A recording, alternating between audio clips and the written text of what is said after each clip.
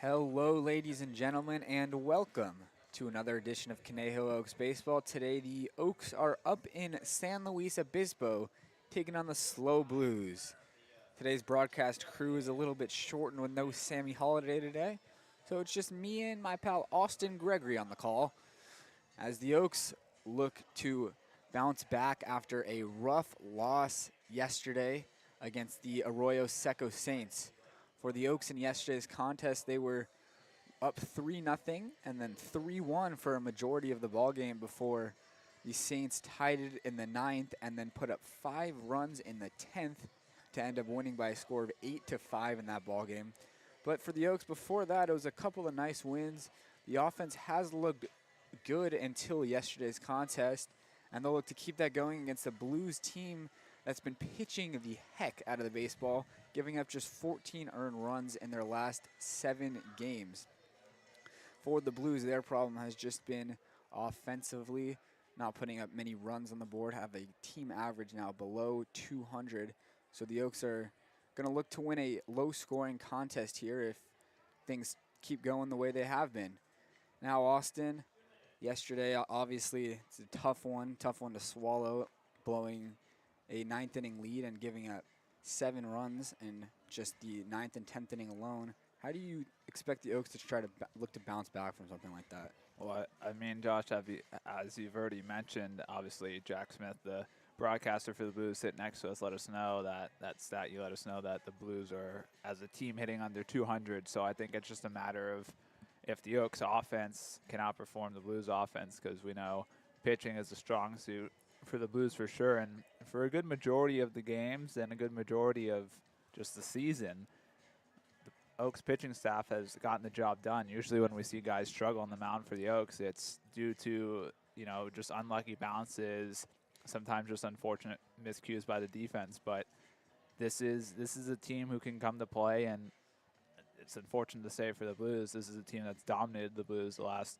season and a half, obviously only losing to the Blues once last year. Obviously a little bit of a different story this year as we're early into our contest with the Blues. But, it's going to be important to try and get a win here today. Obviously still a tough skid if you look back at the last 15 games, not too many wins in there. And so I think rather than the Oaks just trying to say, hey, let's just go hammer the ball, I think it's just take good quality at bats, try and get a lot of 3-ball counts. Even in that win down in Arroyo Seco on Wednesday, the Oaks didn't get their first walk until the 7th inning, and that's just, even in a win, that's not acceptable. You have to find ways to get on base, even if it's via the free pass. So I think it's just, as I've mentioned before, you need a complete offensive effort from this group if you want to win games, not only tonight, but going forward the rest of the season, especially as we battle for that final playoff spot. It's really just that consistency the Oaks have been lacking in that lineup. They'll have 1 through 4 perform one day, but then 7 through 9 perform the next. They haven't really had 1 through 9 going in the lineup as much lately. As far as the CCL standings go, today's game is a big one. Every contest between these two teams is. As Austin reminded me today, the Santa Barbara Foresters do not count towards the CCL standings as they don't play in the CCL playoffs going to Wichita as they're too big league for the CCL. So it's 3 teams out of 5 that have a chance to make the playoffs. So as it stands right now, the Oaks would be in that last playoff spot, but the Blues are right on their tail, and this will be a big game as far as playoff seedings go. And we're going to take a break for the starting lineups and national anthem, and we'll bring you first pitch right after that.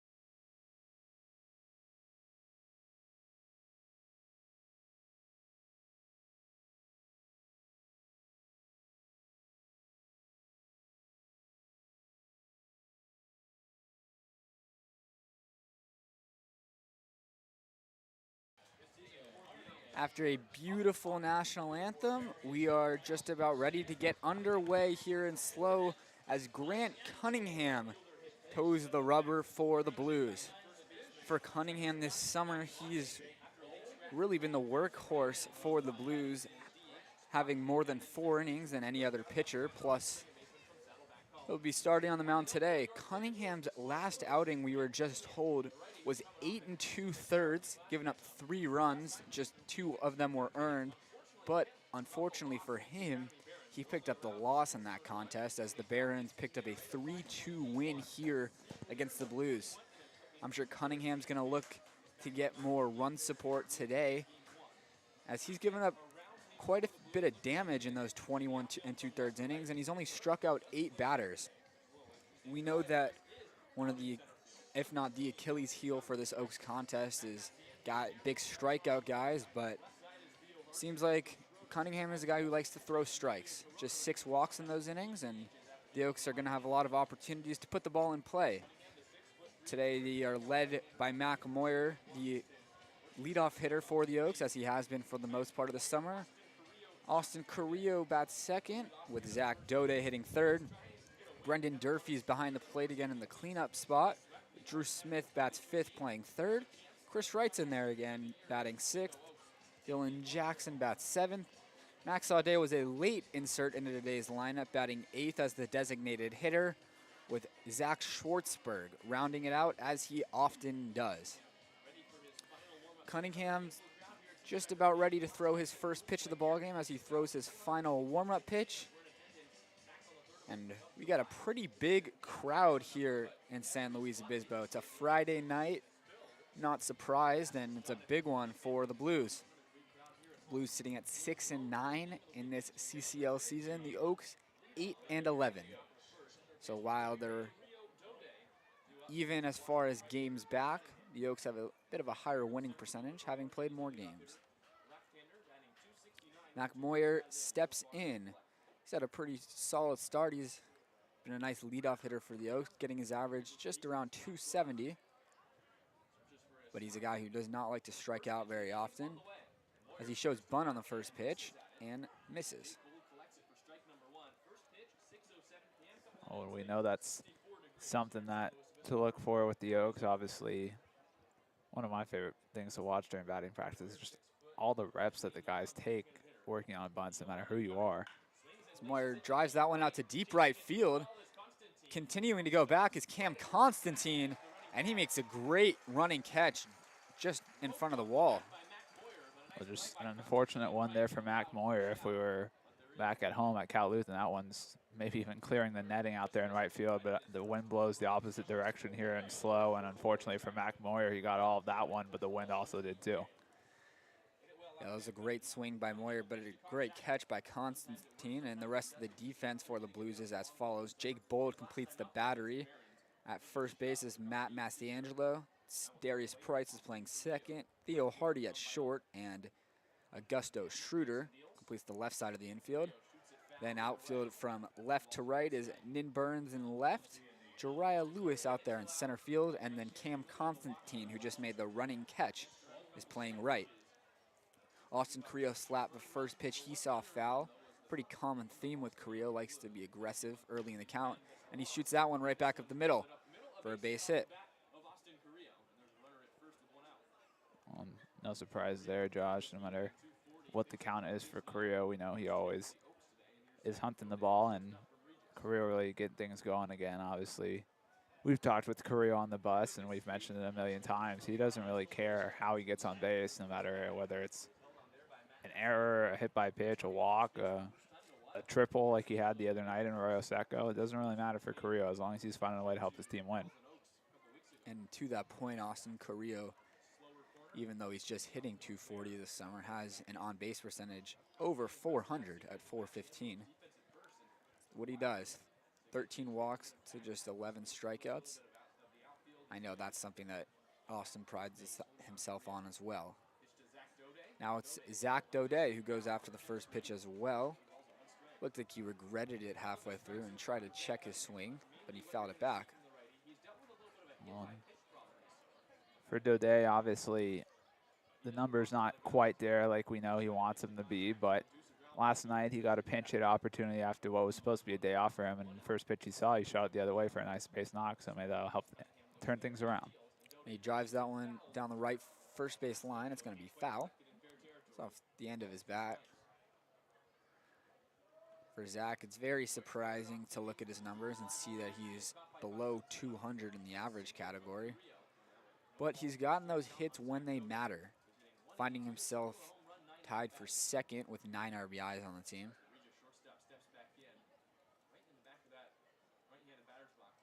0-2 the count to Zach Daudet.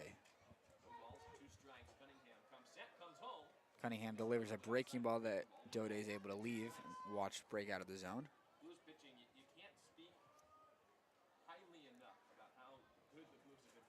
Cunningham is going to be a guy who likes to pound the strike zone. Even with 2 strikes, expect him to throw a lot of strikes. Just 6 walks on the season for him. The 1-2 to Daudet. Long hold from Cunningham. And Zach calls time. His muscles starting to tighten up there.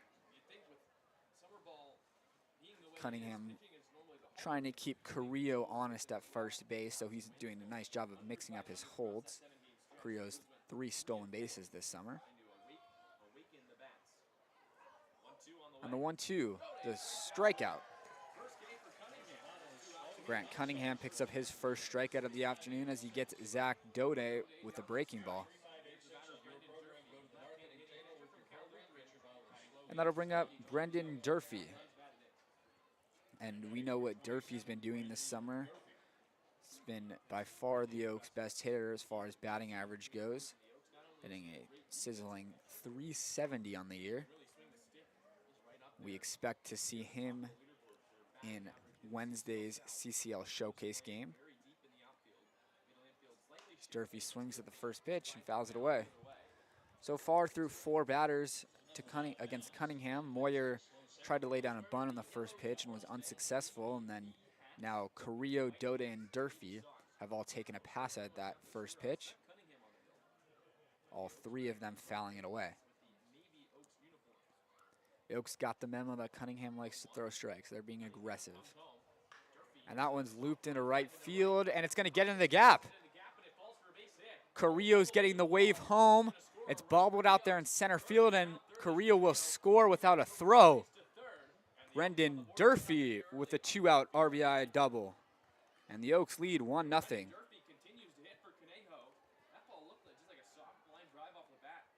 Well, Josh, if there's a man you want to get things going for this offense, it's obviously Brendan Durfee, and he's the guy who can get it done, and he just continues to do so.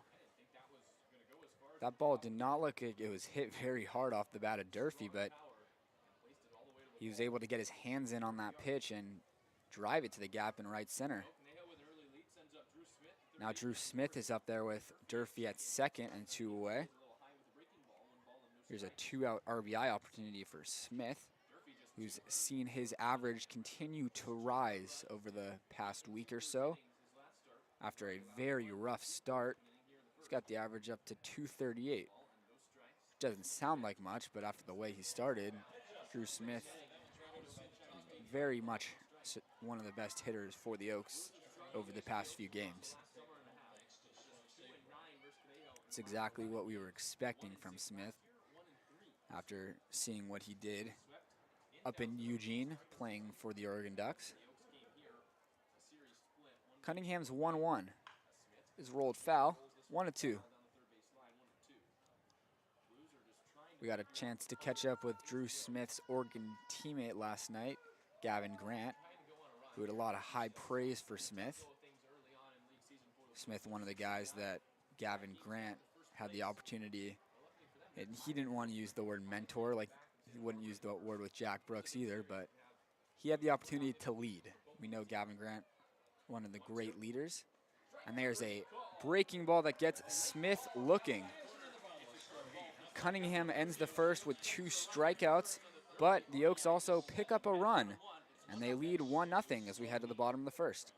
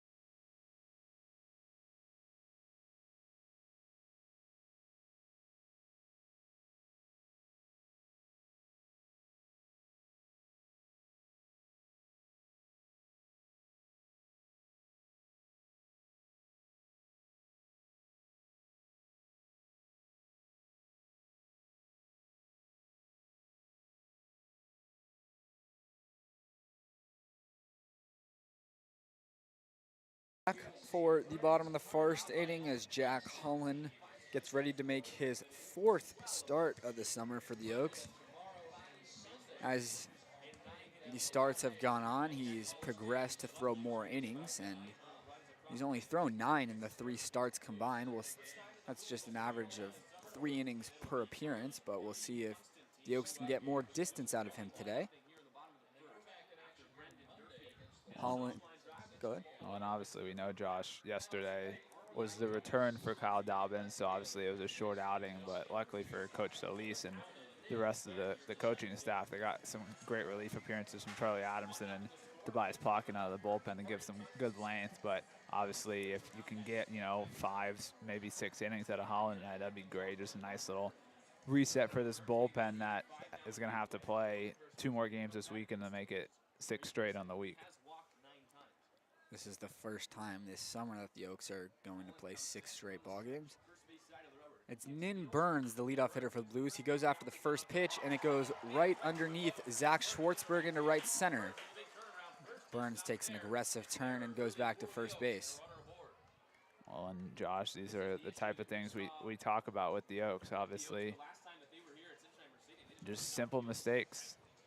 Not getting the glove down there for Schwartzberg, and we've seen it haunt the Oaks before, and not the first time it's happened with Schwartzberg either.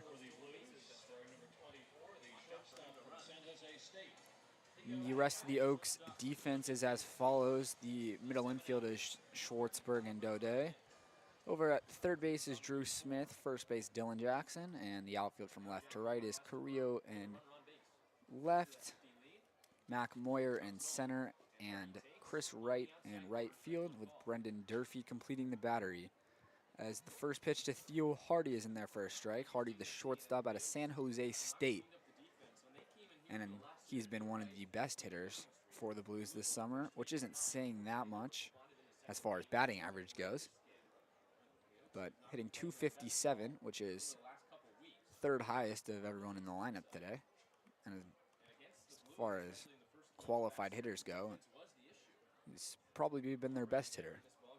And Josh, obviously something to watch for is Nin Burns over there on first base running. We know coming into the summer he was perfect this spring, as we'll see Holland check on him over there at first. And Burns was perfect on the summer until that first game when we came down here on the Tuesday night, and I want to say Durfee was behind the plate and gunned him down.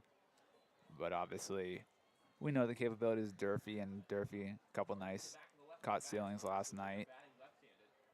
And we also saw a couple pickoffs a couple nights ago too, with Cole Fisher on the mound down in Aroseka. That one's hit to Daudet. It's a double play ball to second for one, on to first. Good stretch by Dylan Jackson to turn a double play.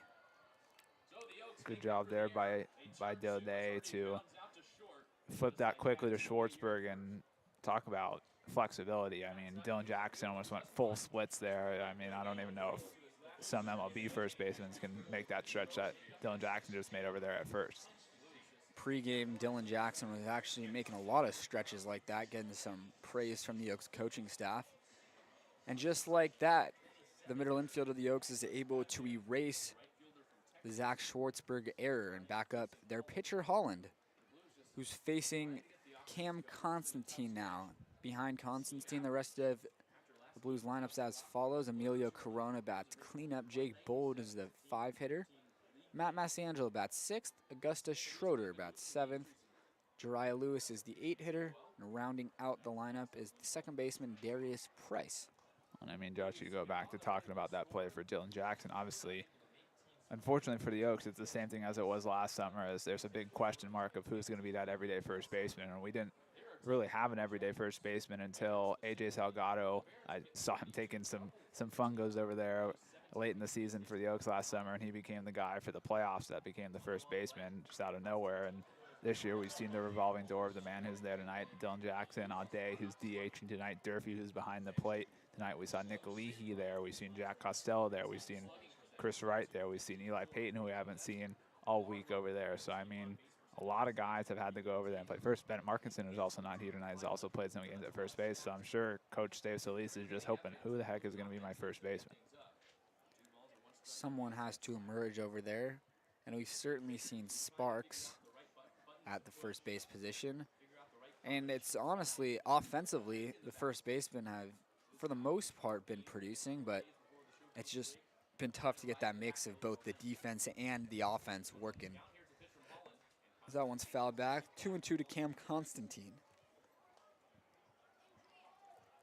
Constantine hitting .227 this summer, 5 for 22, and all 5 of his hits have been singles.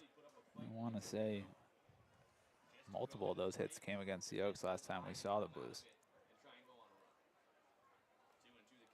2-2 now to Constantine. Takes the breaking ball. We mentioned that the 5 hits for Constantine have all been singles. It was actually something that the Blues commentator Jack Smith let me know, that the Blues in their 15 CCL games this summer have just 17 extra base hits. He said that the Oaks have just 30 doubles, but the Blues have only 17 extra base hits in 15 games. The 3-2 from Holland. It's popped up in foul territory. It's going to stay in play for Dylan Jackson, who makes the catch.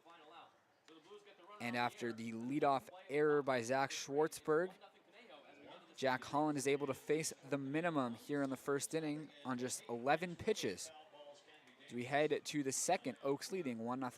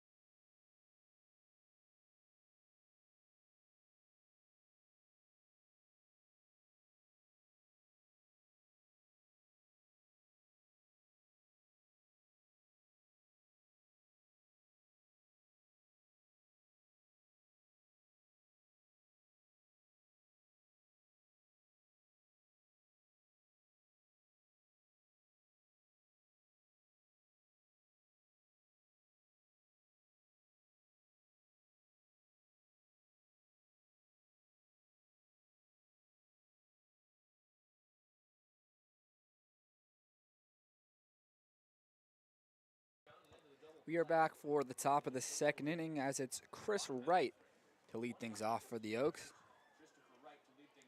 Wright left the yard a couple of days ago down in Pasadena, destroying a baseball to right field. Yeah, I've been really appreciative of Chris, both his homers this summer coming when I've been on play-by-play, so it's been nice for me. Always the joke I make with my guy Brendan Durfee last summer. I wasn't on play-by-play once for any of his homers, and then during Cal Lou season, he homered either away or he homered before I got to start calling home games last year with Cal Lou. So I was like, dude, can you just save one for me? Chris Wright's got me this year. Chris Wright's got you. He's got a grand slam along with the 2-run homer that he just hit in Pasadena. And those 2 homers, or that homer on Wednesday, catapulted him into the team lead as far as runs batted in goes. The first player for the Oaks to reach double digits. He's got 11 RBIs this summer, which matches his 11 hits as well. That's obviously in CCL play. We don't know off the top of our head how many guys are over that double-digit mark if you count the win against the VC Pirates the other day and then the 12 spot that the Oaks put up on the Coastal Dodgers to start the season. Yeah, if those 2 games counted for stats, a lot of these numbers would be boosted quite a bit. Yeah, it's 20 more runs in the books for the Oaks. 20 more runs that they could use spread out across the rest of the season. Yeah. The 1-2 misses upstairs. Wright is able to check his swing. Half-hearted appeal to third base. Josh, have we seen the Blues wear these yellow jerseys before? Yeah, we have, but I don't know. We haven't this season. I feel like I remember them wearing this once last year. The 2-2 to Wright. A nice changeup that Wright's able to spin on. I'm just used to them, I think, wearing those white shirts with the thick blue sleeving down the middle of it. But these, when I first saw them, I thought somebody was just wearing an LSU jersey for fun. Great at bat from Chris Wright, who's able to work a walk after falling behind in the count, 1-2.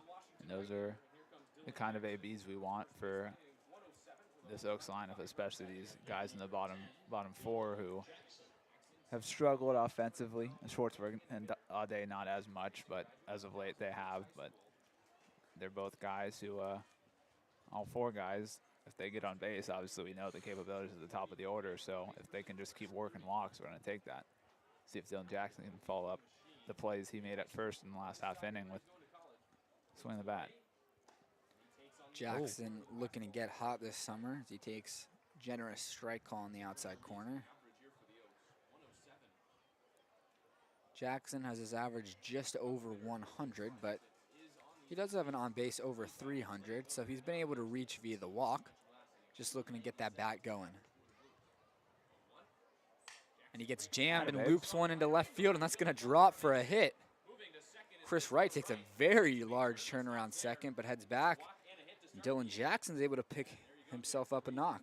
And that's the kind of stuff that'll do it. We know, obviously, a guy who's not here tonight, Jack Costello, if I heard correctly. I think it's his father's birthday, so happy birthday to Mr. Costello. But obviously, Costello, we talked with Gavin Grant yesterday, getting the Gavin Grant treatment. It was just mashing the baseball, but unfortunately, it's the spots where guys are, or hits it 100 miles per hour off the bat into a double play, right?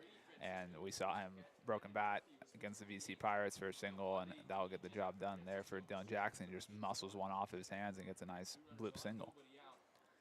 Now it's 2 men on and nobody out for Max Aude, who swings at the first pitch and hits that one through the right side for a hit. Chris Wright's getting the hold at third base, and the bases are loaded with nobody out.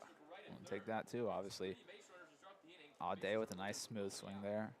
Watching BP today, obviously, Josh knows my usual role is I'm usually out there catching the fungos for either Jose or Joey, but Joey wasn't hitting too much today, and Josh was catching for Jose, so I was able to stand behind the turtle and watch some guys hit, and Aude just has such a smooth swing, and that single right there, just quick and easy to the bat and loads the bases with nobody out now. And these are the situations now that the Oaks have to come through in. It's a spot that they've struggled in a bit this summer. We saw yesterday, or 2 days ago it was, that the Oaks had 3 of their first 4 runners in scoring position end up scoring. That's the type of execution that they need today, especially with bases loaded and nobody out. Schwartzberg swings through an off-speed pitch. Breaking ball, actually. And 0-2 the count. Josh, we talked about just the inconsistencies of the offense. If I'm not mistaken, obviously, like you mentioned, taking advantage of things on Wednesday in a big win. Yesterday, I think we only had, in like the 7th inning, a total of 5 guys who were in scoring position. Obviously, they brought in 3 of the 5, so they were efficient with it, but you got to have more than 5 guys in scoring position during the game. The 0-2 to Schwartzberg is a big cut and a miss. Already the 3rd strikeout for Grant Cunningham. And with that, he finds himself a ground ball away of potentially getting out of this inning unscathed.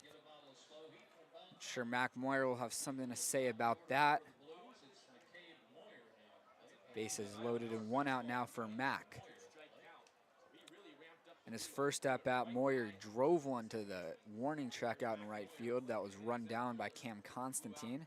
If he does the same thing here, a little drive and a run. And he swings through a fastball.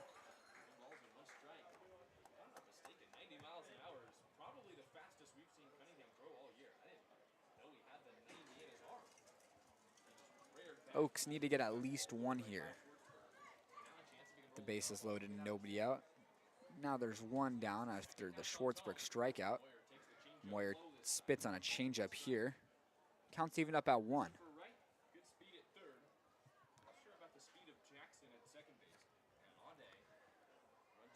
The Oaks already have 4 hits in this one, but they're looking to make them count with just the 1 run up to this point. The 1-1 misses away. 2-1. Cunningham throwing a couple of changeups this at bat, looking to get a ground ball from Moyer. We know that Moyer has pretty good speed, so it'll be hard to double him up, but it's what the Blues are needing in this situation. The 2-1's lined to left field, and that'll drop for a hit. It's going to hit the gap, and it'll score 2 at least. Aude's getting the wave. There's going to be a play at the plate. The throw is not in time, and Mac Moyer clears the bases with a 3 RBI double. All the Oaks just able to find the gaps there. A little bit of a breath holder there at home. I don't know why Max Aude didn't slide. Both Dylan Jackson and Chris Wright were telling him to get down, but Aude just said, no, I'll just use my long legs to stride on home here. And luckily for him, the throw was up the line a little bit. But great piece of hitting there by Mac Moyer, as after he gets screwed over by the wind in his first at bat, he goes the other way and gets himself a nice 3 RBI double. And we've seen Moyer do that a lot this summer, driving the ball the other way. Not a great route taken in left field by Nin Burns. I was surprised to see that split the gap, but the Oaks will surely take it. They get 3 on that swing off the bat of Moyer and extend the lead to 4-0 here early. Already 5 hits in this one for the Oaks, and they're looking for more as Austin Carrillo steps in, who already has a single in this ballgame. He takes down 2-0. Very different script from Grant Cunningham compared to his last outing. He was able to provide the Blues with a great amount of length, going 8 2/3, giving up 3 runs and just 2 earned, but already 4 earned runs here. And just an inning and a third as Carrillo hits that one to third base. Good play over there by Schroeder, who throws out Carrillo at first.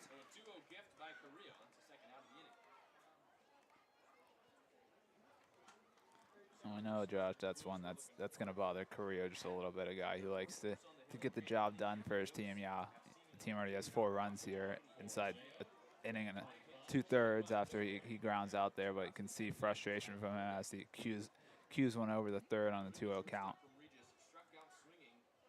And with just Schroeder's pretty much the only one on the left side of the infield, that was just about the only spot that Carrillo could put it and not get himself a base hit. Zach Daudet now with Moyer out there on second and 2 away. Zach struck out last inning, the first of 3 strikeouts for Cunningham. Cunningham with nearly half as many of his season strikeouts today. He gets Daudet looking silly, 0-2.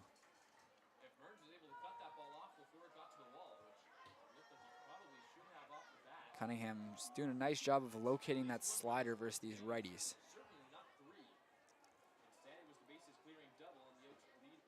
A lot of the trouble has been against the left-handed bats. As Moyer dances off second, Cunningham stares at him but goes home and throws another breaking ball that gets Daudet swinging. 4 strikeouts for Grant Cunningham in 2 innings, but also 4 runs allowed. The Oaks put up 3 here in the second, and they lead 4-0 as we head to the bottom half.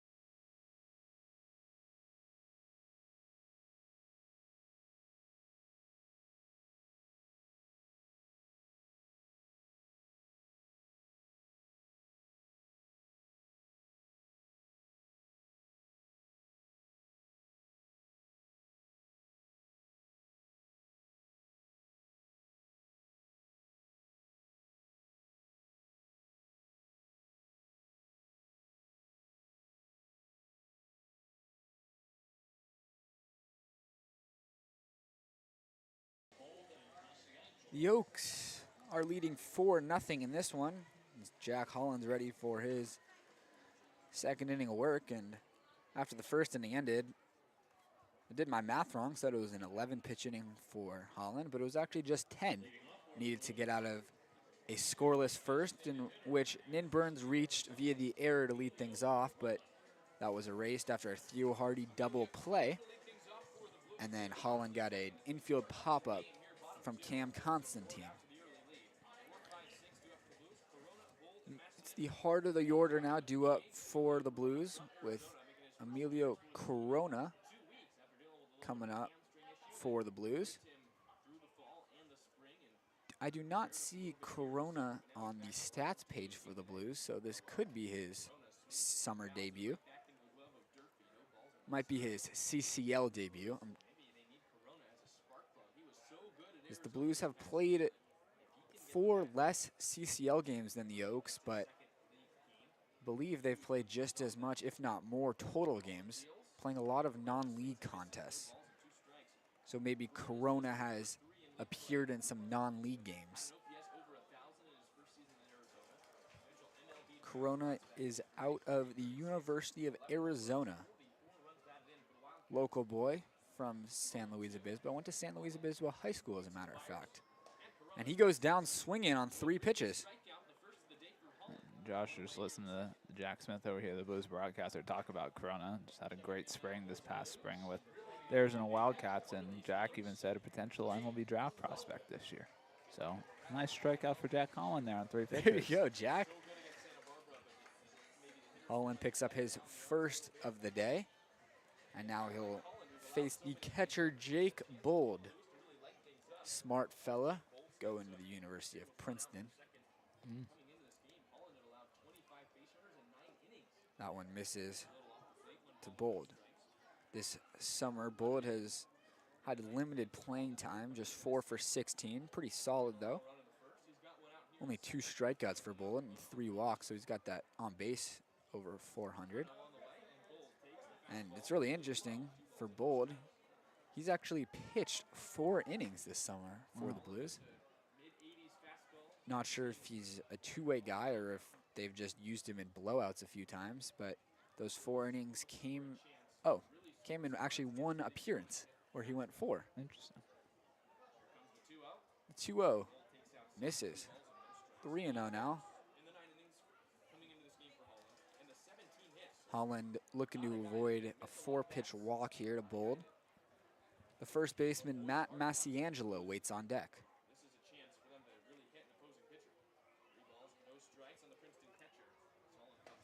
Holland fires a 3-0 pitch in there for a strike.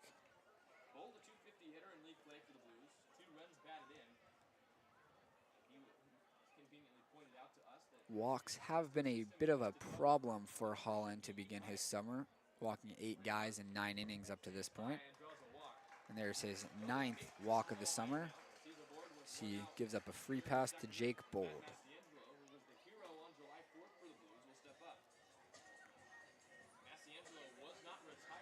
Matt Massiangelo comes up now, and although he's only had 11 at-bats, he finds himself with a 364 average, and his on-base and slug are very impressive as well, both over 500, and that adds up to an OPS over 1,100. Yeah, and a good majority of those at-bats have come against us.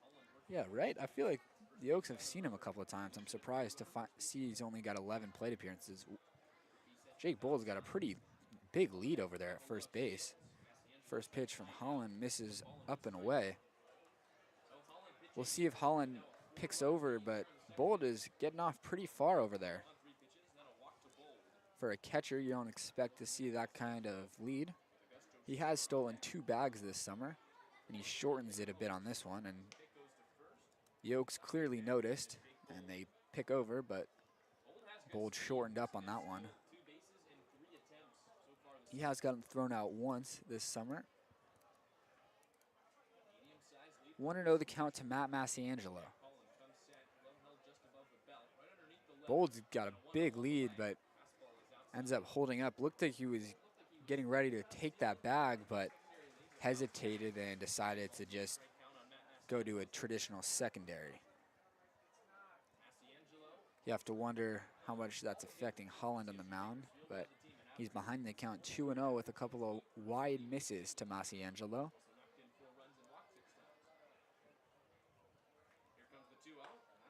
That one misses again, as Bold continues to get a walking lead out there, but Holland in danger of walking his second straight hitter. It's the second straight guy he's fallen behind 3-0 on.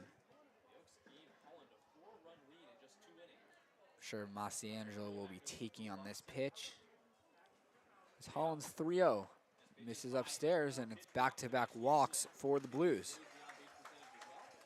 And tail of that bat's obviously 3-pitch strikeout to start this inning for Holland, and then he walks the first batter on 5 pitches and Bold, and then walks Masiangelo on 4 pitches. So obviously that warrants a little conversation from one of the leaders of this team, Brendan Durfee, to go out there and talk with him. And obviously Durfee going now back-to-back games behind the plate. I don't know if we've seen Durf actually go back-to-back starts behind the plate this summer, but obviously we know the capabilities of it since he played in 45 of the 46 games for the Cowboys and Kingsmen this year, or 44 or something like that. But it was a quick lineup change, as Josh mentioned, late change that brought Aude into the lineup for the original catcher, Francisco, which then moved Durfee out of the DH spot to the man in the duties behind the plate. It's something that is just very rare in summer ball, at least in the CCL. We don't see catchers behind the plate back-to-back days very often until we get to the playoffs, and that's when it's just the best lineup out there every day. I think a contributing factor to that, Josh, is the fact that Bennett Markinson's not with the team here today. I think if Bennett was here, then it would have just been simply Bennett, you're going to go in for Brady, but because of that, they had to rotate things around. A lot of guys conveniently having plans when you travel to SLO. Even Sammy. Holland is behind in the count 2-0 once again. And I mean, we know Aude could go by the plate if need be. Dylan Jackson, I think, can technically play catcher too if need be, but obviously Coach Sully's rather just sticking with the man he trusts. 2-0 to Augustus Schroeder, the third baseman today. Back pick to second. Yeah. Good idea from Holland and Zach Daudet, but Bold's able to get back in there easily. Interesting non-inside turn there from Holland on the pickoff attempt to second.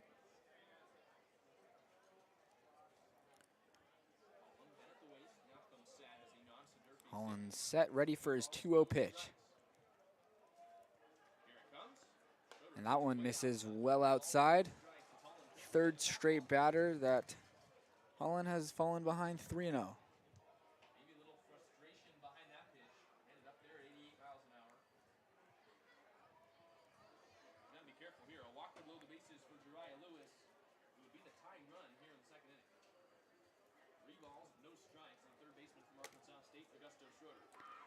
The 3-0 misses, and that is the 9th straight ball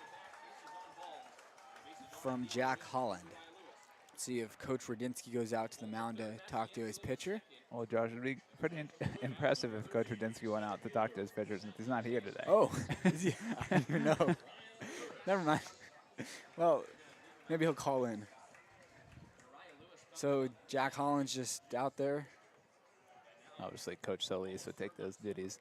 I don't know if it's true, but Coach Joey, I think, was joking around with me saying Dave's being demoted to pitching coach today and Joey's being promoted to manager for the game. Why don't they just send Little Rad? Same name. Why not? Now it's Jariah Lewis up there with the bases loaded and wow, one away. Holland misses once again. This time it was at least a borderline pitch, but that's now 10 straight balls from Jack Holland. Yet he's still one ground ball away of getting out of this inning. And there's a strike at the knees to Jariah Lewis. Oh, and I mean, again, just a crazy inning for Holland. Started the first guy, 3 pitches, a strikeout. And then since then, he's, I think, I want to say, thrown 15 pitches, 13 of which have been balls. Looking for a ground ball here off the bat of Lewis. That one's popped up. Shallow left field. That's going to be a tough play for Carrillo, and it drops in front of him. Kicks off his glove. Station to station, they go on the bases, and the Blues get on the board. I'm not sure if Daudet just didn't see that one great off the bat, because I thought that might be one of those ones where we see Daudet show off his defensive capabilities and his range out there at short, and maybe try and settle under that one, maybe a little over-the-shoulder basket grab. But he just did not move, and unfortunately for Carrillo, I think, was thinking the same thing I was, and that Daudet maybe try and make a play on it, but Carrillo got a late break, and we know that there's not the best conditions of this field, as you can, well, you can't see, but we can see. There's a lot of dead spots out there in the outfield in the grass, and it just hit one of those uneven spots and bounced it the opposite direction. Luckily, though, for the Oaks, there's a defensive wizard in center field, and Mac Moyer, who was perfectly behind Carrillo on that one, who limited only 1 run. But the Blues are still threatening here with the bases loaded and 1 away for Darius Price. Price, the 9-hitter in today's lineup, and he's behind the count 0-2. Good to see Jack Holland firing strikes after his 10 straight balls. Price this summer is just 1 for 10. Looking to do a job in this situation, especially in an 0-2 count. Looking for something up to elevate, and he gets a breaking ball that's up and out of the zone.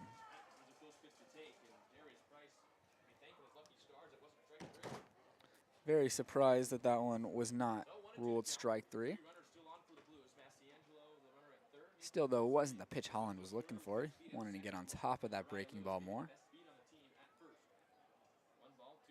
The 1-2 to Price. It's grounded to second base. Double play ball. Schwartzberg onto Daudet for 1, onto first, and Daudet drops it on the transfer. And the runner's going to come home to score from second. And 2 runs come in for the Blues on a fielder's choice. That's an unfortunate one. It was going to be tough to turn 2 anyways because of how fast Darius Price was and how slowly that one was hit. And unfortunately for Daudet, he has the defensive blunder on the transition, and great job of awareness. I'm not sure which coach is the third base coach for the Blues, but a great job there to send the runner from second around the score there to now make it only a 1-run contest.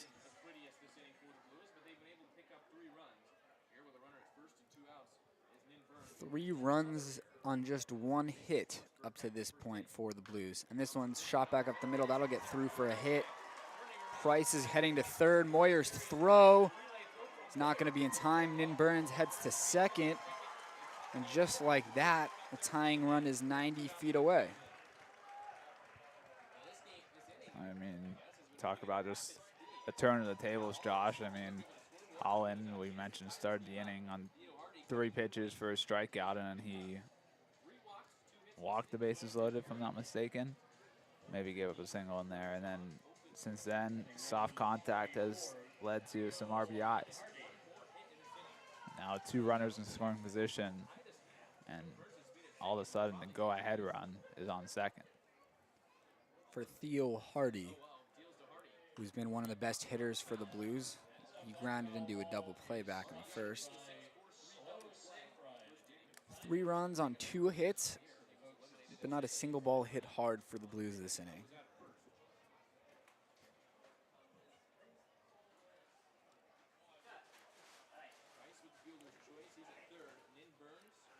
And that potential strike 3 call that wasn't called ends up coming back to haunt the Oaks.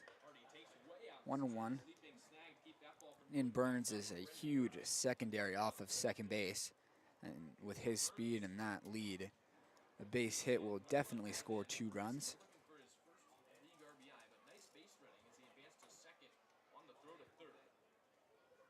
The Oaks put up 3 runs in the top half of this second inning, but the Blues have put up 3 of their own in the bottom half, and they're still threatening for more.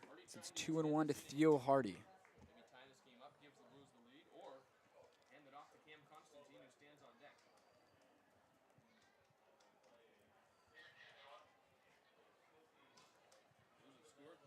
Very unfortunate for Jack Holland, considering the bounces that have gone against him this inning.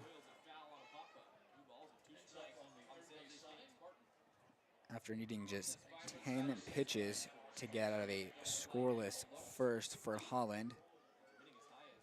He's already at 29 this inning. The next pitch he throws will be number 30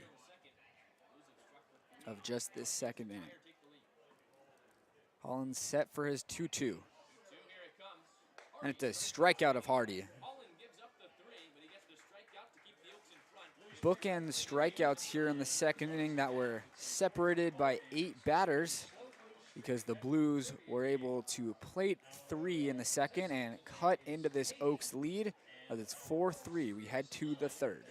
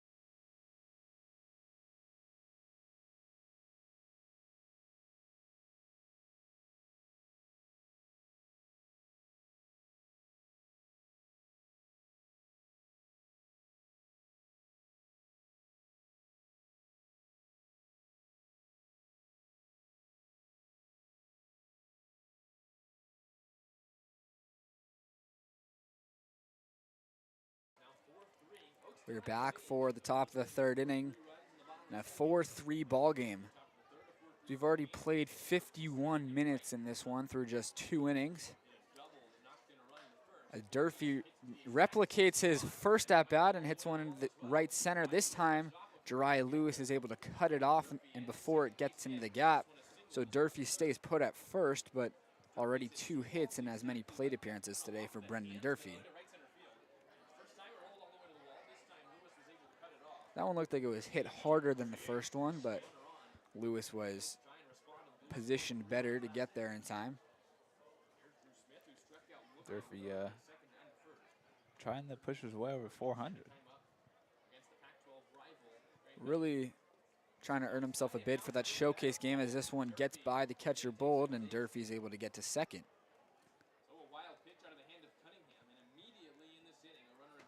Now Drew Smith gets a RBI opportunity with Durfee at second and nobody out. The very least for Smith, he's going to want to get Durfee over to third base. He'll probably need a ground ball on the right side of the infield to do that, or a very deep fly ball. As we know, Durfee doesn't have greatest wheels at second base. Great leave by Smith, but it's actually ruled a strike. Yeah, that's frustrating because that looked like less of a strike than the pitch that was called a ball with Darius Price, who Darius Price just struck out there. Obviously a little bit of a different score here, and there's 2 outs in that situation for Holland. 1-1 the count now to Smith. Pops one up on the infield. Going to stay in play for Masiangelo to make the catch. Smith unable to come through here as he pops up on the infield. That's the first out of this third inning. Durfee still out there at second.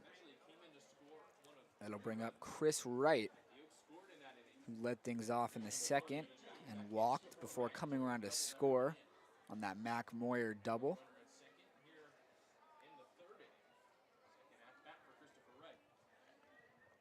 Cunningham threw 37 pitches in those first 2 innings. There's a first pitch breaking ball in there for a strike. That's the one pitch that Cunningham definitely has working, that slider. He's been able to land it for a strike and also get chases on it. And there it is once again, and he gets Wright to roll it foul. 0-2 now the count. The hot sauce chants have been pretty weak tonight. Yeah. Only seems like, I think it's because PA announcer Jim hasn't reminded them. Yeah. The 0-2. He's busy munching over there. Good leave on a breaking ball in the dirt. Usually here at Sinsheimer Park, once it gets to 2 strikes on any visiting player, the entire crowd chants hot sauce because with a strikeout, someone gets a free bottle of hot sauce. But today, there's just been a shout or two. The 1-2 to Chris Wright. A breaking ball that hits him. Take that. Sure will.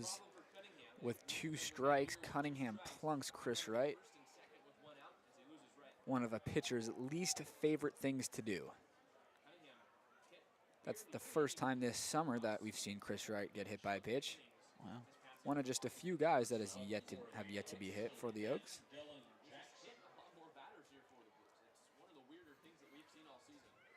Brings up Dylan Jackson, who's looking to get things going this summer and is hoping that his last plate appearance is a stepping stone for a hot couple of weeks, as Jackson broke his bat, but it was able to loop a single into left field for a knock, one in which he came around to score on.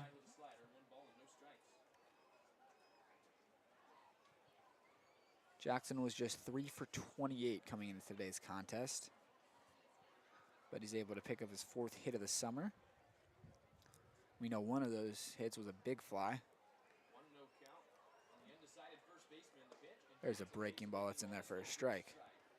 And Josh, you mentioned earlier the size of the crowd here, and when we were talking about it, there was a lot of empty grass space, and only about, I could see like a dozen seats to my eye that were empty, but it's almost like a Dodger game. The fans have multiplied since we've last spoken about the attendance. The 1-1 to Jackson is another breaking ball from Cunningham that he's able to drop in there for a strike.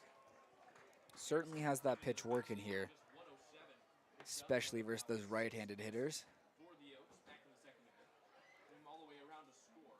He's done a nice job for the most part of keeping these right-handed hitters in check. It's just the lefties that have really given him the trouble. Jackson is the only right-handed bat with a hit off of Cunningham, actually. He's given up 6 hits here through 2 1/3, and 5 of them have been to left-handed bats. But he's been able to deal with Smith, Jackson, Daudet, and Schwartzberg. Good battle hack there from Dylan Jackson. 1-2 once again to Dylan Jackson. Cunningham looks at Durfee, comes home, another breaking ball, but this time breaks out of the zone, and Jackson is able to lay off of it.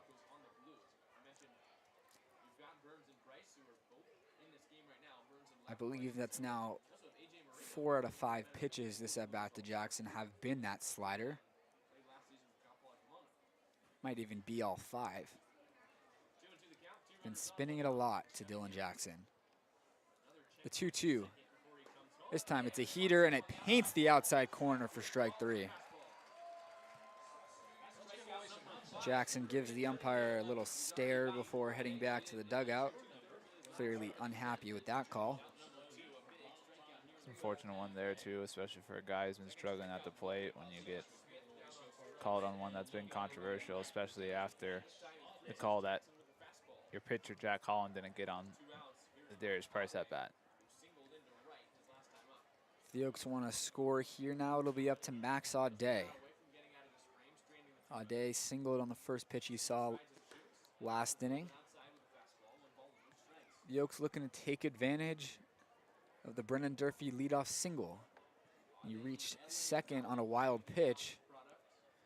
So the Oaks started the inning with a runner on second and nobody out. But Drew Smith popped up and Dylan Jackson struck out after a Chris Wright walk. Now we're in this first and second 2-out situation for Max Aude. Aude ahead of the count 2-0. We'll look for something to drive on this pitch. See if he's able to really get around on one. A lot of room down that right field line. And a 2-0 slider from Cunningham. Just shows you where he's at with this pitch. Feeling very comfortable with it. 2-1 now to Max. And he swings and foul tips another breaking ball. And the go-to pitch for Cunningham today. Even falling behind the count 2-0, Cunningham goes with back-to-back breaking balls. And it looked like Jake Bold, the catcher, was going to head out to the mound to give the home plate umpire some time after Aude fouled one off of him, but the umpire let him know that he was all good. Looked like he just had a quick word with Aude as well. Set for a 2-2 pitch.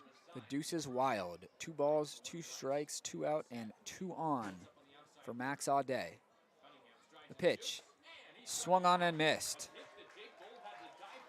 Already the 6th strikeout of the ball game for Grant Cunningham.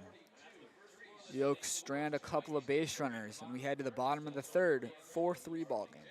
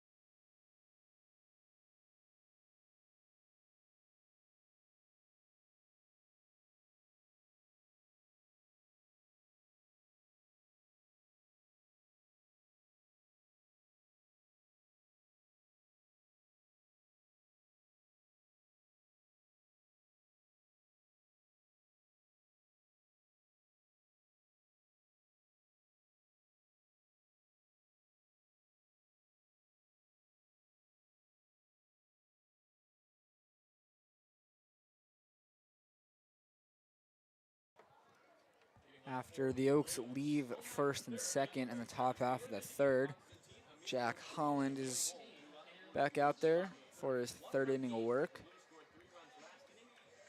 Facing 3-4-5 in this Blues lineup after San Luis Obispo sent 8 guys to the plate in the 2nd inning, scoring 3 runs on just 2 hits. And neither of them were hit particularly hard. A jam shot pop up to left and a 6-hopper through the middle for a hit.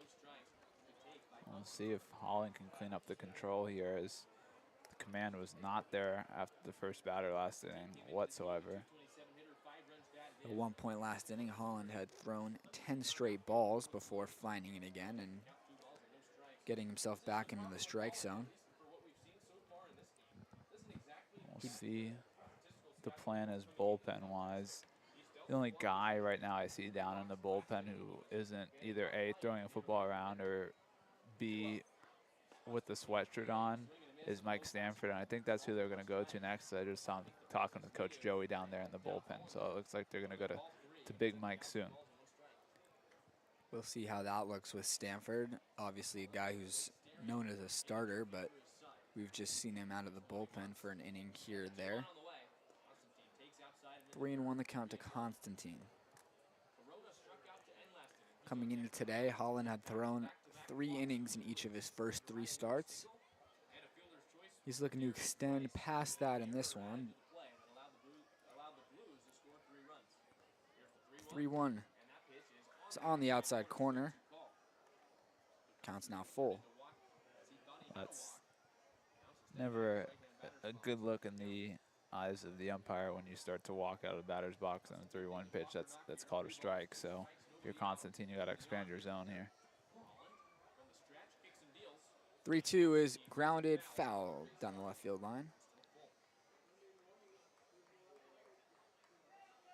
And it does look like Stanford has started stretching down the bullpen, so Austin seems like he's going to be right about them going to Big Mike next.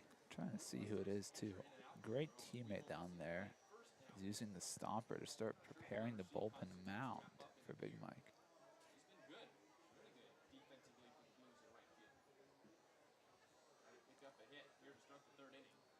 3-2 is lifted out to right field, right at Chris Wright. He makes the catch for the first out.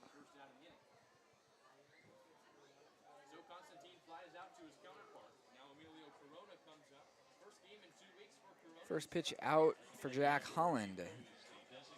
As he now will face the cleanup hitter for the Blues, Emilio Corona.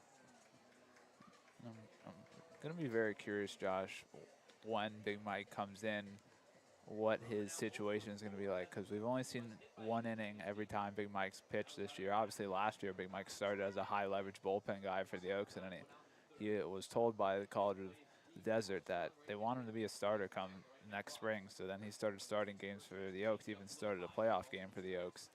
And then we're under the impression that after the spring he had, where he earned himself a Division I offer and committed to, well, he earned himself multiple Division I offers. The one he accepted was to the University of Utah, that I figured, well, he's just going to stay as a starter, but it seems with the way he's been pitching this summer, he's going to move back to the bullpen for the Utes.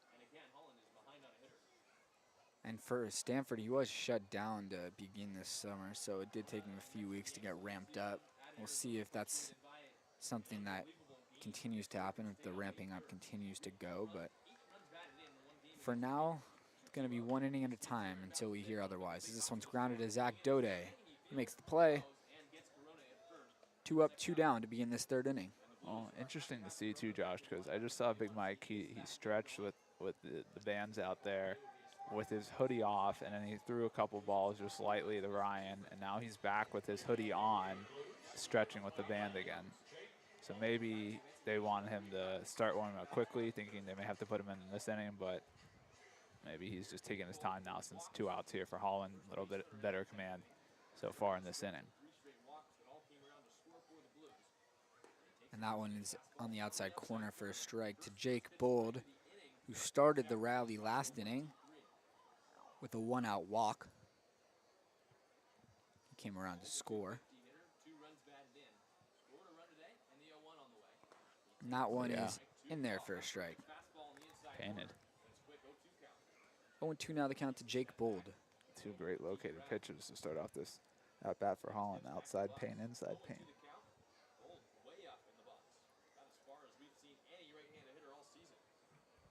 Comes the 0-2 from Holland. Swung on and missed. 3rd strikeout of the day for Jack Holland, who gets his first 1-2-3 inning of the ballgame. Very efficient in the 3rd inning, needing just 13 pitches. So we head to the 4th. Oaks still lead 4-3.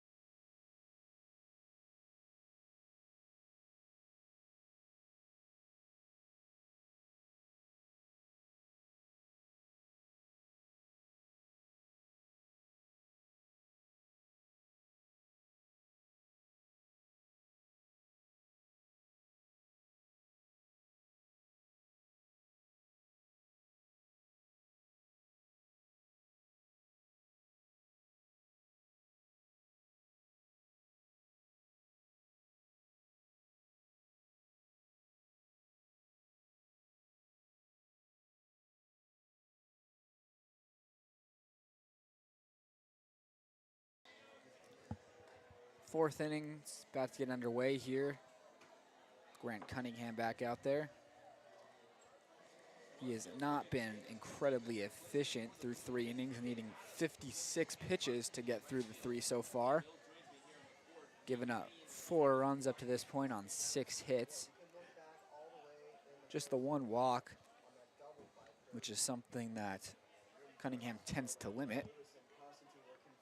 Coming into today's ball game, Cunningham had just 6 walks and 21 plus innings. You know, Josh just saw Coach Solis down there talking to Big Mike. See what the plan will be. He hasn't started throwing yet. 1-0 to Schwartzberg. Really interesting thing for Cunningham. We talked about it before the game. Coming into today, he had just 8 strikeouts on the entire summer. And that's for a guy who leads this team in innings pitched over 20. But today, already has 6 punch-outs through 3 innings. That has come with the damage, of course. The 4 runs coming in and the 6 hits, but also 6 strikeouts for Cunningham, including a couple of backwards Ks as well. The 2-1 to Schwartzberg. Misses up and away. 3-1.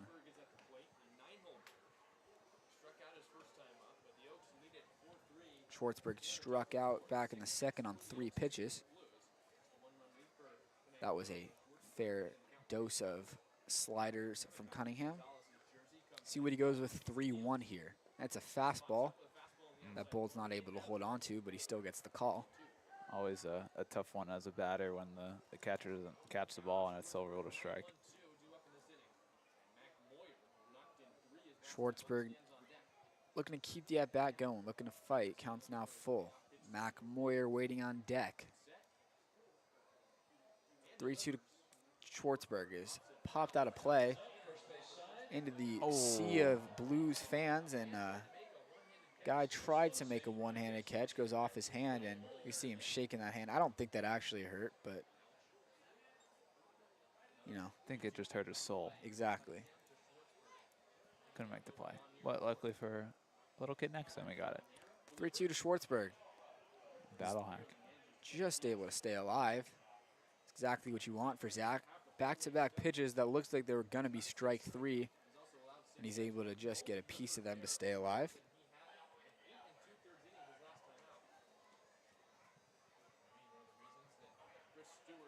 Another payoff pitch from Cunningham.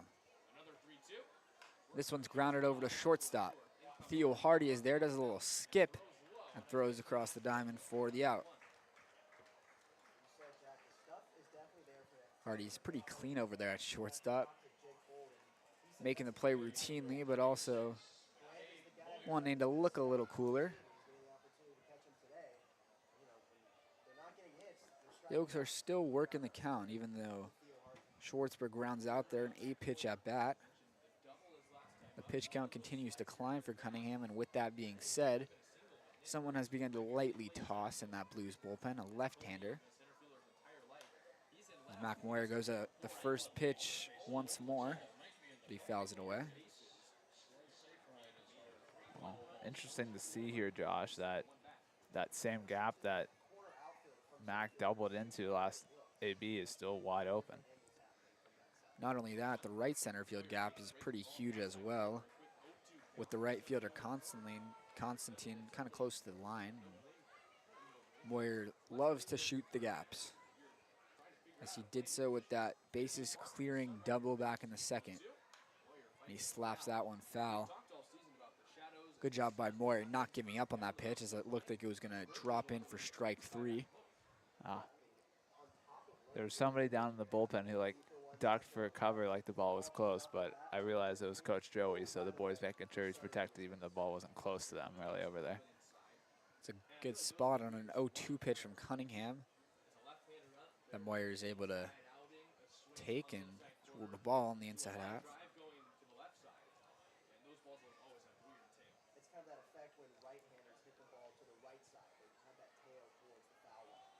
Cunningham gets his sign and comes home.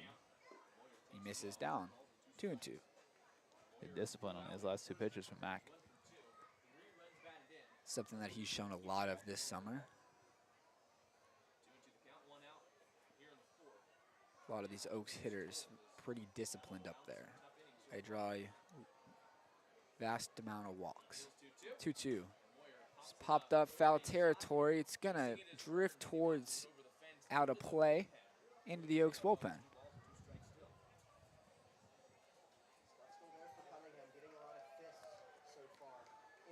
Moyer continuing to fight up here, fouling off a couple of pitches. After an 8-pitch at bat to Schwartzberg, here's the 7th to Mac Moyer, and there will be an 8th. So he runs the count full. These are the kind of at-bats you want if you're Coach Solis.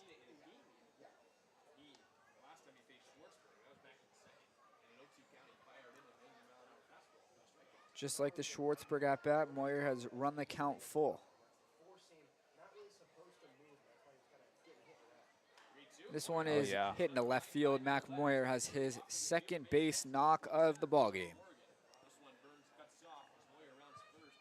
Second time he's singled to left field. I'm sorry, second time he's hit one to left field. The other one was a double, of course, getting past the left fielder Burns. That's what Moyer does. Hits the ball to all parts of the field. Brings up Austin Carrillo, who singled in the 1st inning and grounded out to 3rd back in the 2nd. Pickoff attempt to Moyer, who's back easily. Just the 1 stolen base this summer for Mac Moyer. Feels like the Oaks haven't been stealing as much lately. They've been caught stealing a few times. Saw them get caught 2 or 3 times yesterday.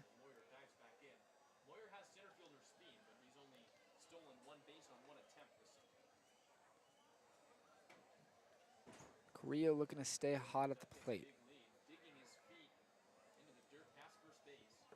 See if he's aggressive on the first pitch, as he tends to be. And he takes a breaking ball. There goes Moyer, and the throw down will not be in time. 2nd bag of the summer for Mac Moyer. Of course, right after I mentioned that the Oaks haven't been stealing as much the past few days, Moyer goes on the first pitch and takes 2nd. Well, they've been a little unsuccessful. Oh, that was called a strike. No.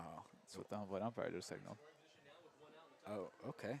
I had it as a ball, and so did the scoreboard. Looked like it was breaking ball inside. The catcher bullet had to reach across his body, which is why he really had no chance to get Moyer at 2nd. And Carrillo hits that one softly to short. This is going to be a tough play for Hardy with Carrillo's speed, but he makes it smoothly to get Carrillo.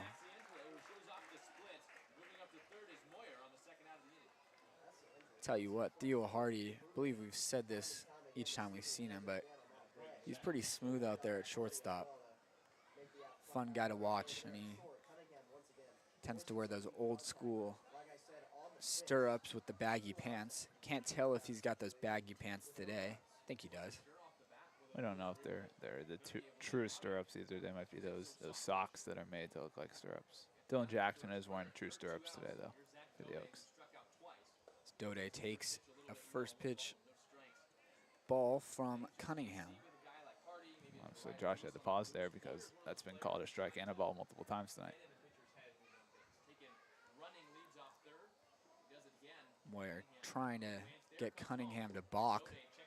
Daudet tries to check his swing, but is unable to do so. 1-1. Was it Moyer, or who was the one who caused the balk in yesterday's ball game? Was it Drew Smith? I was thinking it's one of the Oregon boys. Yeah. The 1-1 to Daudet. Misses. Good discipline from Cunningham to not pay attention to Moyer at 3rd base. He's just doing his own thing. Obviously, there's no need to even pay attention to him. But the Oaks were able to bait the pitcher yesterday and get a balk call in this exact same situation.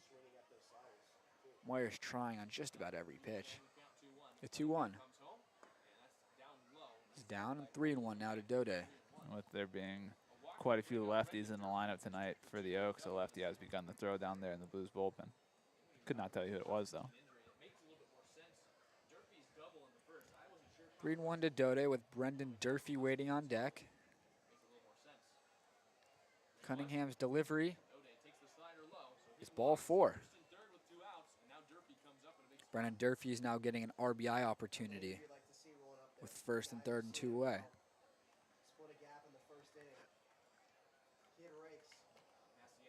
I don't expect to see the Oaks run something here, although there might be a new pitcher now. This might be the time that they go to that lefty with Durfee already 2 for 2 today. And the pitch count for Cunningham now up to 75. Coach for the Blues, Dean Traynor, is out there. Let's see if he takes the ball from a starting pitcher, if they're just gonna have a little conversation. Entire Blues infield is there. Also with first and third, it's a conversation about how they're gonna be playing this defensively. Oh. Clearly they're going to leave him in here, Josh, with how long this non-visit has become. And we know that Coach Trainer's son, Brian, is listed as the pitching coach, but I don't know if we've seen him at all this summer.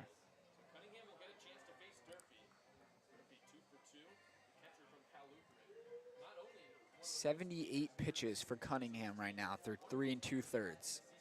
He has a chance to limit the damage to 4. Mac Moyer's over there at third. Zach Daudet at first. Brendan Durfee at the plate, who's 2 for 2 today. Drove in a run in the first on a double and singled last inning. Tough at bat for Cunningham to navigate. As Daudet heads to second on a ball in the dirt. Great read by Daudet there. Durfee put up the stop sign for nobody to go, but Daudet just made a great read there, and now there's 2 runners in scoring position for Durfee, and it helps defensively a little bit for the Blues because they were holding Daudet on there at first. There was a large hole between third and second, but now they closed that up, but there's still a lot of room out there in the outfield for Durfee. And it also puts the potential chance for 2 runs to come in on a base knock instead of just the 1. 1-1 the count to Durfee. Daudet's got pretty solid speed out there at second base, and he'll look to score on a hit from Brendan Durfee, who was already hitting 370 coming in today, and it's 2 for 2. Cunningham's 1-1. Hit foul out of play. 1-2. Cunningham looking for a big strikeout here. Trying to escape the threat. Moyer at third, Daudet at second. 2 away. 1-2 the count to Brendan Durfee. Cunningham delivers. Durfee grounds it weakly to Darius Price at second base, and Grant Cunningham is able to escape further damage. He struggled a bit to get through 4, but is able to keep the Oaks scoreless in each of the last 2 innings, stranding a couple of base runners in each of them. And the Oaks still lead 4-3 as we head to the bottom half of the 4th.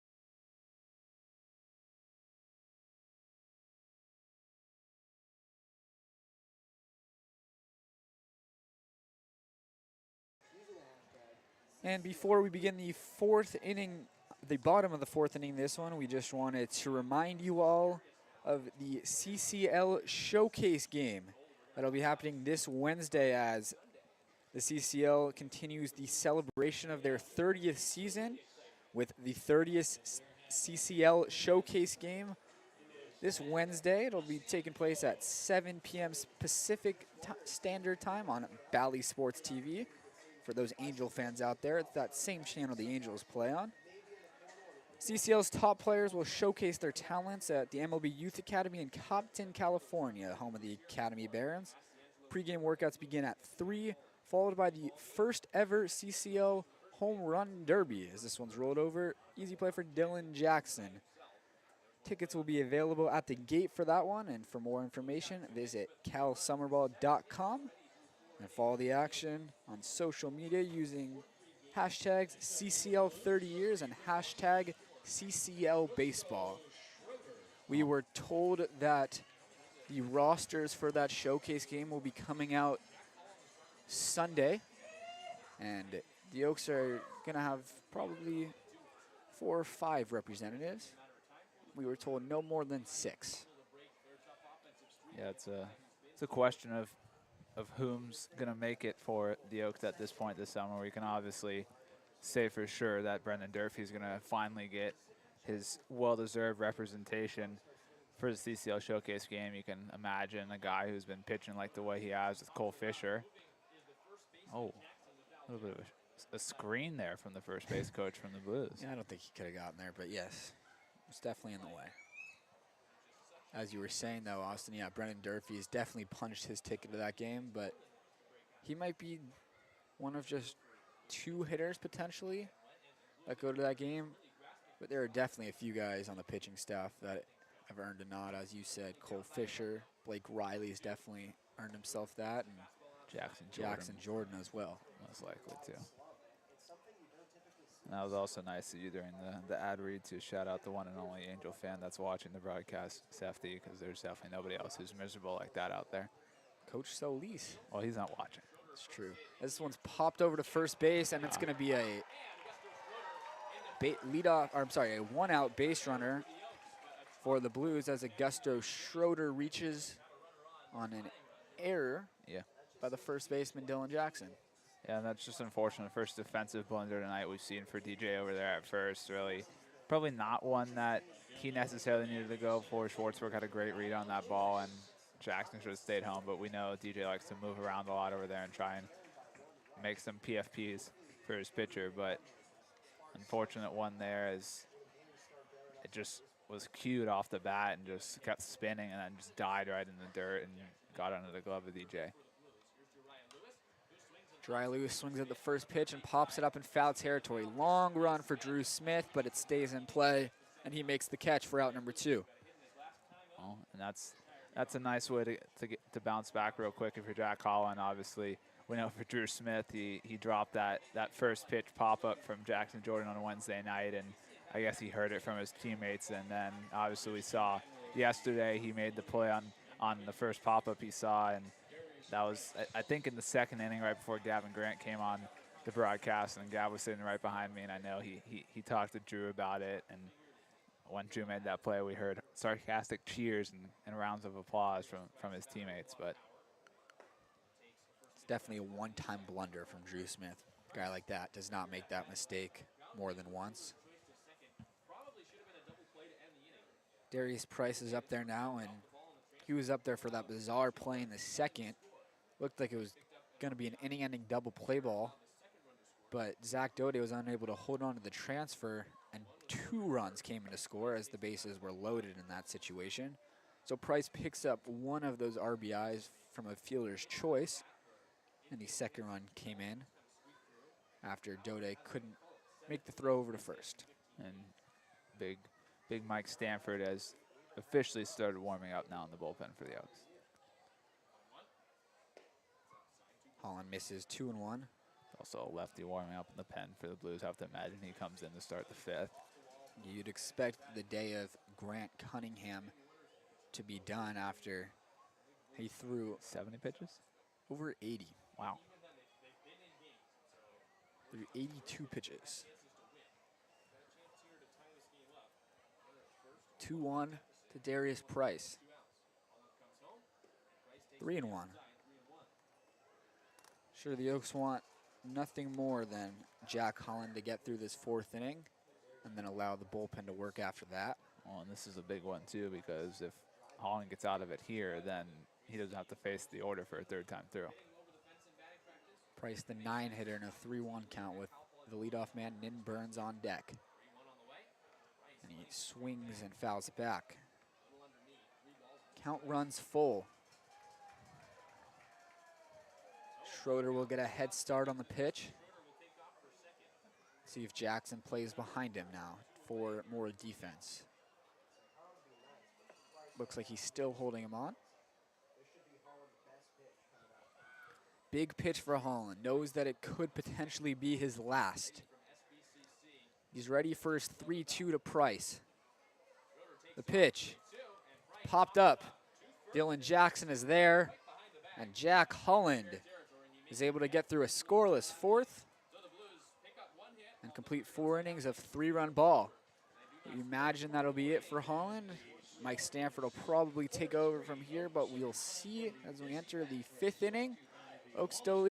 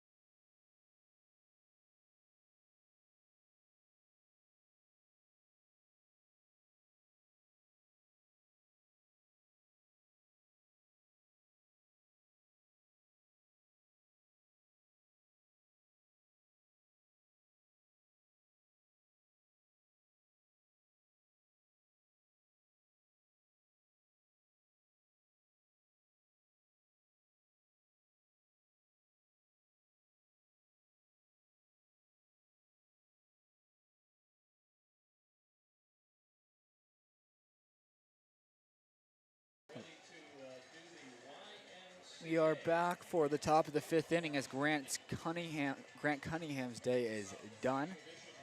He gave up 4 over 4 innings, allowing 7 hits and striking out 6. He'll leave as the losing pitcher at this point, but of course just a 1-run game with a lot of baseball still to play. The new pitcher for the Blues is left-hander Chris Stewart from the University of Texas.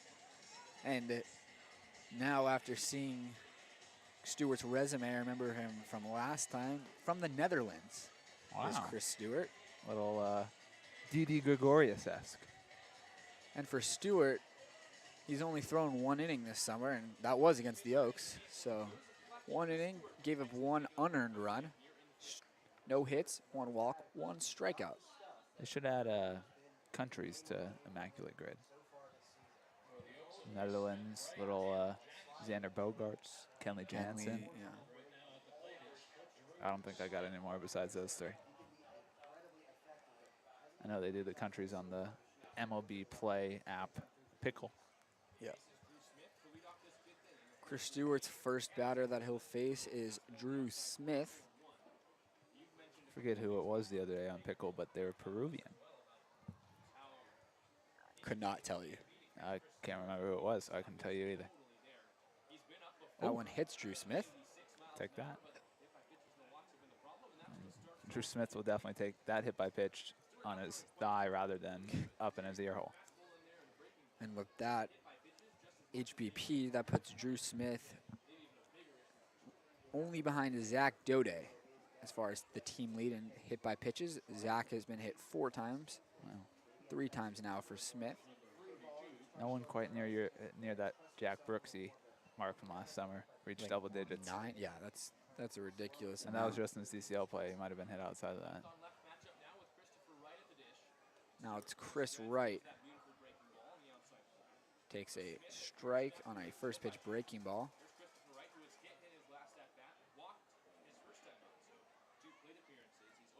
0-1 the count to Wright. And just going back to last summer, Brooks was hit 10 times in CCL play. He's up there near the CCL lead. Yes. 0-2 now to Chris Wright, who's now seen 2 sliders in his 2 pitches faced this at bat. Another one, this time misses away. Stewart triples up on the pitch, but this time Wright is able to watch it fall off the plate. Both teams will be going from righty to lefties on the mound this inning. So saw Jack That one's in Holland the dirt. giving knuckles to the rest of the pitching staff down there in the bullpen. He's putting on his hoodie down there now. This big Mike continues to warm down there in the pen.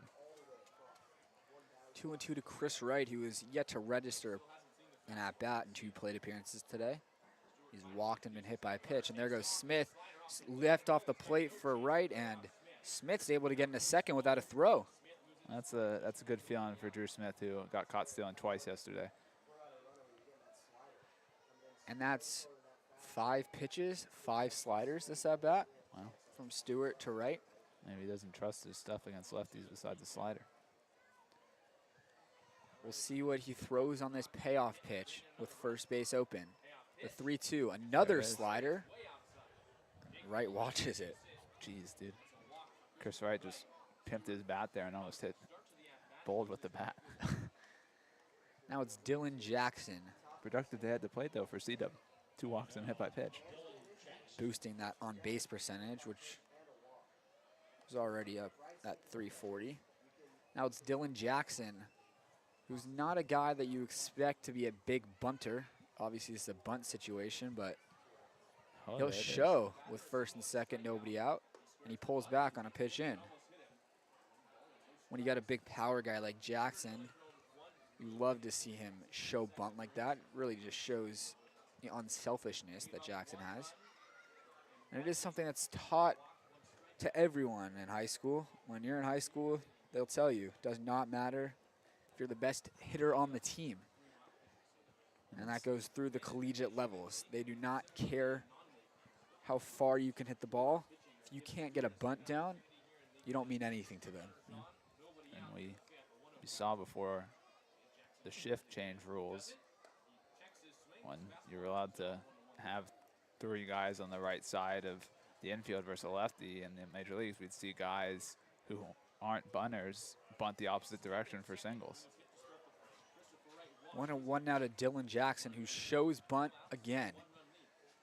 Blues defense breaks. Jackson pops it up, and it's going to be caught by the catcher Bold. It's an unfortunate one there. That's just, again, kind of a factor of a guy who doesn't bunt often, but that's also a reason why the Oaks have their guys lay down anywhere between 5 and 10 bunts every day during BP. And I actually heard Coach Solis during batting practice talking with Mac Moyer about what's the bunt approach and how do they want you to lay down a bunt at Oregon. And so Mac was talking about how Coach Waz and the rest of the coaching staff for the Oregon Ducks go about teaching their guys how to bunt. Definitely one of the most important skills in baseball, and some might call it a lost art in today's game as far as the major league levels go. Not something we see very often, and in fact, just a couple of weeks ago, the Dodgers laid down their first sacrifice bunt of the season, and that was almost halfway into the year. Wow. Aude takes a slider on the outside corner for a strike. Well, that's now all sliders against the 2 lefties. It was a 6-pitch walk to Chris Wright that featured 6 sliders.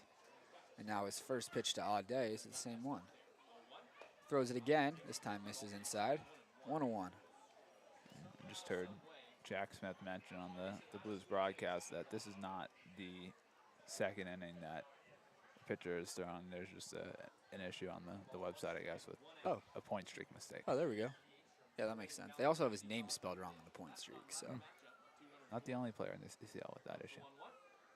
1-1 is a fastball to Aude, and after a bunch of sliders to these lefties, Stewart finally fires in a fastball, and now that's got Aude definitely with more to think about.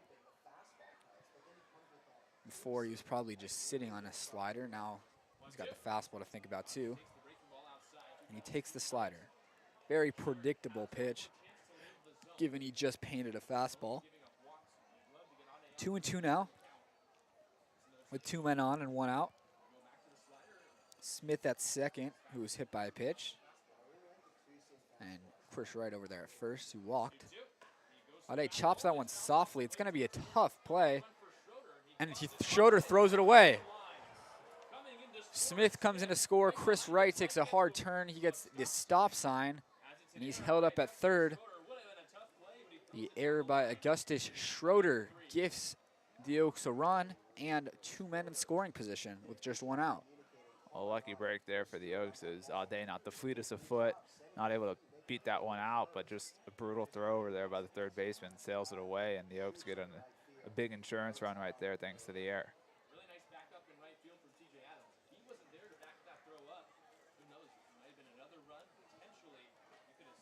Definitely a big run for the Oaks, who are now looking for more, with the right advancing to third on that throw.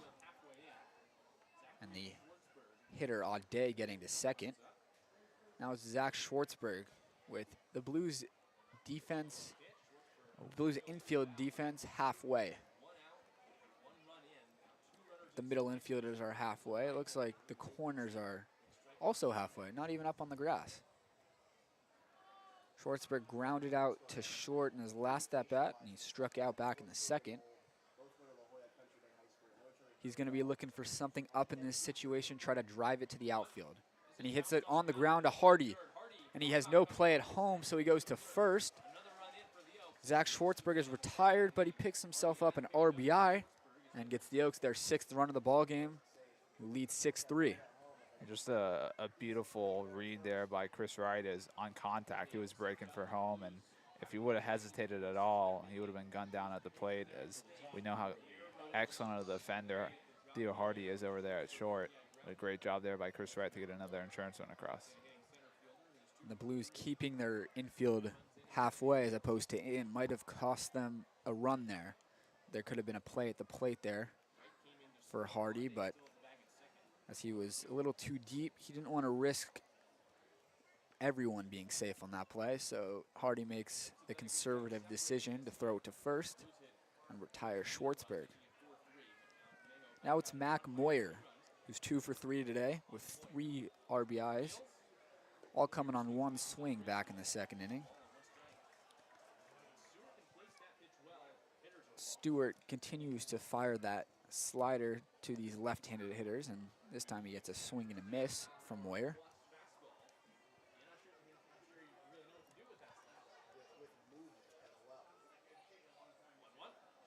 One is flown into center field.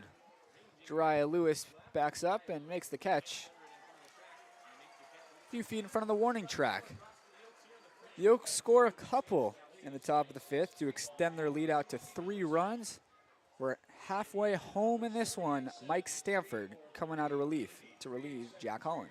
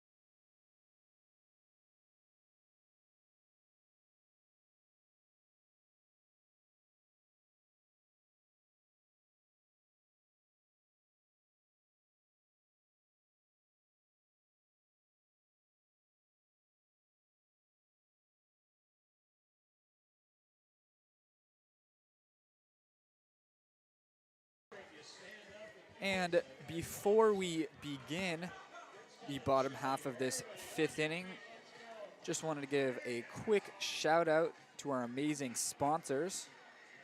Something, of course, we couldn't do without them. And that is, of course, the Amateur Baseball Development Group, founded by Mike Sosha, Randy Riley, Kevin Muno, and Amy Ashford.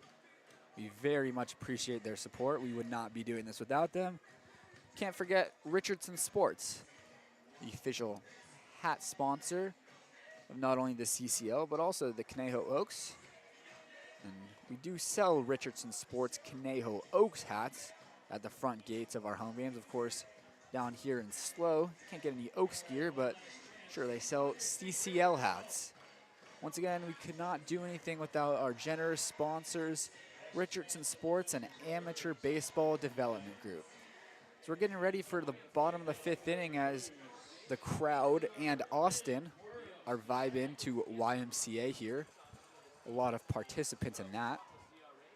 The crowd is packed here at Sinsheimer Park. Definitely got to feel good as a player to get to play in an atmosphere like this. Mike Stanford's out there for his 3rd outing of the summer. It was a long build-up for Mike as he was shut down from throwing for the first couple of weeks. But after getting ramped up, Stanford has begun to throw out of the bullpen. He's pitched in 2 games this summer. Both of them were scoreless innings. Neither of them were clean, 1, 2, 3 innings, but he did not allow any runs to come in either of those. Well, and Josh, you mentioned Big Mike being shut down at the beginning of the summer. It wasn't, a request of the Utah coaching staff or medically advised. It was just personal knowledge of his body. Big Mike made the decision himself, saying, hey, I just need a little bit of extra time off, and he actually ended up shortening what he originally thought. He didn't think he was going to make his first appearance until the very end of June, if not the first week of this month, but he ended up pushing up that envelope just a little bit. But obviously a guy that the Oaks are very happy to have out of their bullpen, as we know the talent that is Michael Allen Stanford on the mound. And they'll hopefully, as the senior season continues to go on, get Stanford for more than 1 appearance a week. Oh, yeah. As he fires in a backdoor breaking ball to pick up his first strikeout and the first batter that he faces. It's got to feel good for Big Mike. We know Big Mike not a big strikeout guy.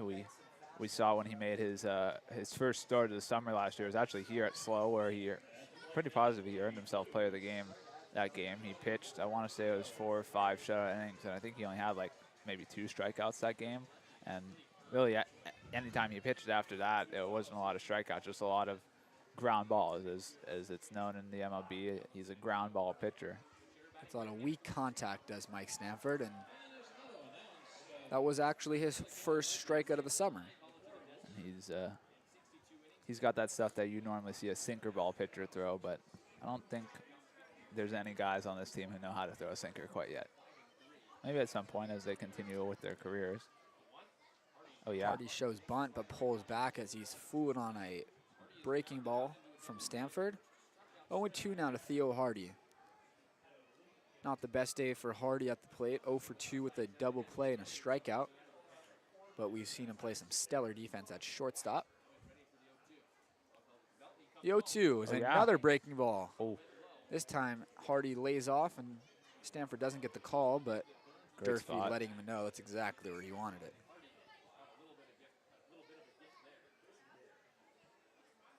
That one didn't look much different than that strike 3 call. And this one's hit on the ground to third. Tough play for Daudet. And he's going to pull Jackson off the bag. Even a perfect throw there. Probably would not have gotten Hardy. So he reaches on an infield single. Fortunate there, as Daudet had to go pretty deep in the 5-6 hole there. As that one was just out of the extended reach of Drew Smith, who was moving over to his left there from third, and gets Theo Hardy an infield single. Daudet did fire a strong throw over to first, but no chance to get Hardy there. Could not tell whose glove that ball was in. I thought Smith might have cut it off, but it was Daudet who fielded the ball and could not get Hardy in time. Which brings up Cam Constantine, who's 0 for 2 today. He's popped up on the infield and flew out to right in his 2 plate appearances.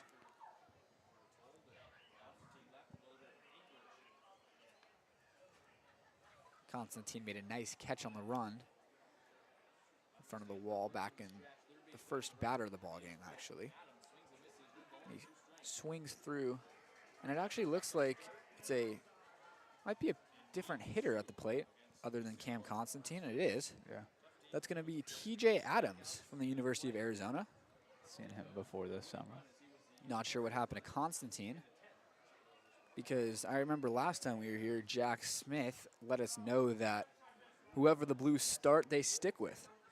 They're not a team that likes to use pinch hitters. Yeah. It was probably an injury for Constantine. We'll ask the Blues broadcast team in between innings what happened. I'm sure they probably have that information. 0-2 to Adams, misses away. For Adams this summer, he finds himself just 3 for 15. The Blues playing 4 less games than the Oaks. A lot of their plate appearances are a lot less than these Oaks hitters. And Josh, I have to say, I just looked and saw a comment from Max Indio's mom, Nancy. She is an Angels fan, so it's not just Sefty out there. And she also complimented the Twitter and Instagram feed tonight. That's being brought to you by McKenna and X. But normally the man who commented right above you, Connor Mullen, is the mastermind behind it alongside Emily Sadowski. So a lot of great minds on that social media team. As Adams lines one to left center, but Austin Carrillo makes the catch. And yeah, we appreciate the support for the social media team. It's a loud uproar there for that flyout. Sure was. I mean, the ball was hit very hard, but Austin Carrillo is able to make the catch. Brings up Emilio Corona. He is 0 for 2 today. Struck out and grounded out off Jack Holland. For Holland today, he needed 63 pitches to get through his 4 innings of 3-run ball. He only struck out 3 in those 4 innings. Got himself out of a couple of jams.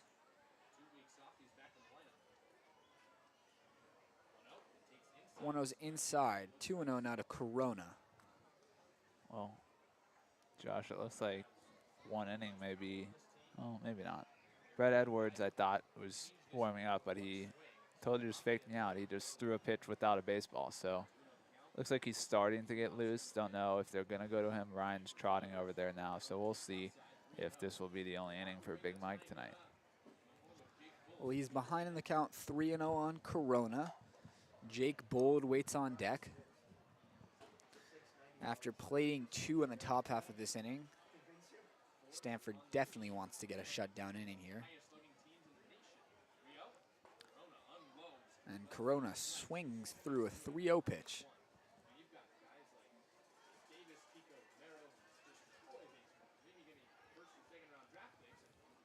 We know that Hardy's got really good speed at first base, but the lefty Stanford's done a nice job of keeping him honest.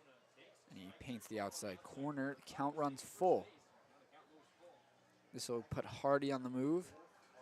And now Dylan Jackson will stop holding him on and play behind him for some more range out there. Stanford's 3-2 is a strikeout. Bookend K's in his 5th inning of work. First inning for Stanford. And we'll see if that's it for Mike Stanford or if the Oaks will send him out for a 2nd inning. 6-3, so we head to the 6th.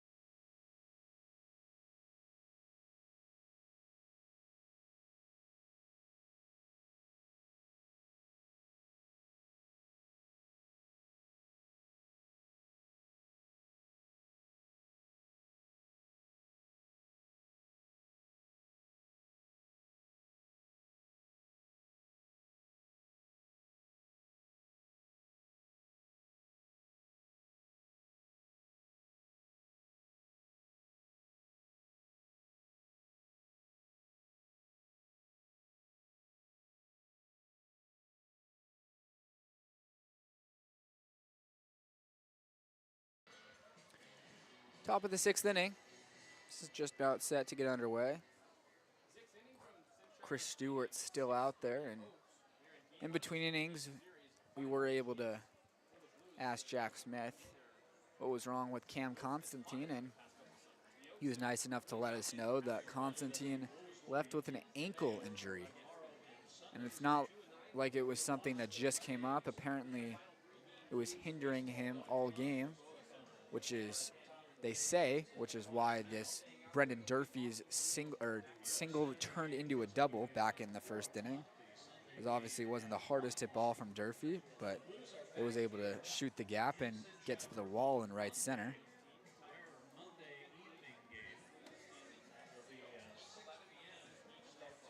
So Constantine exits with an ankle issue for TJ Adams. Takes over in right field. And Austin Carrillo gets ready to face Chris Stewart.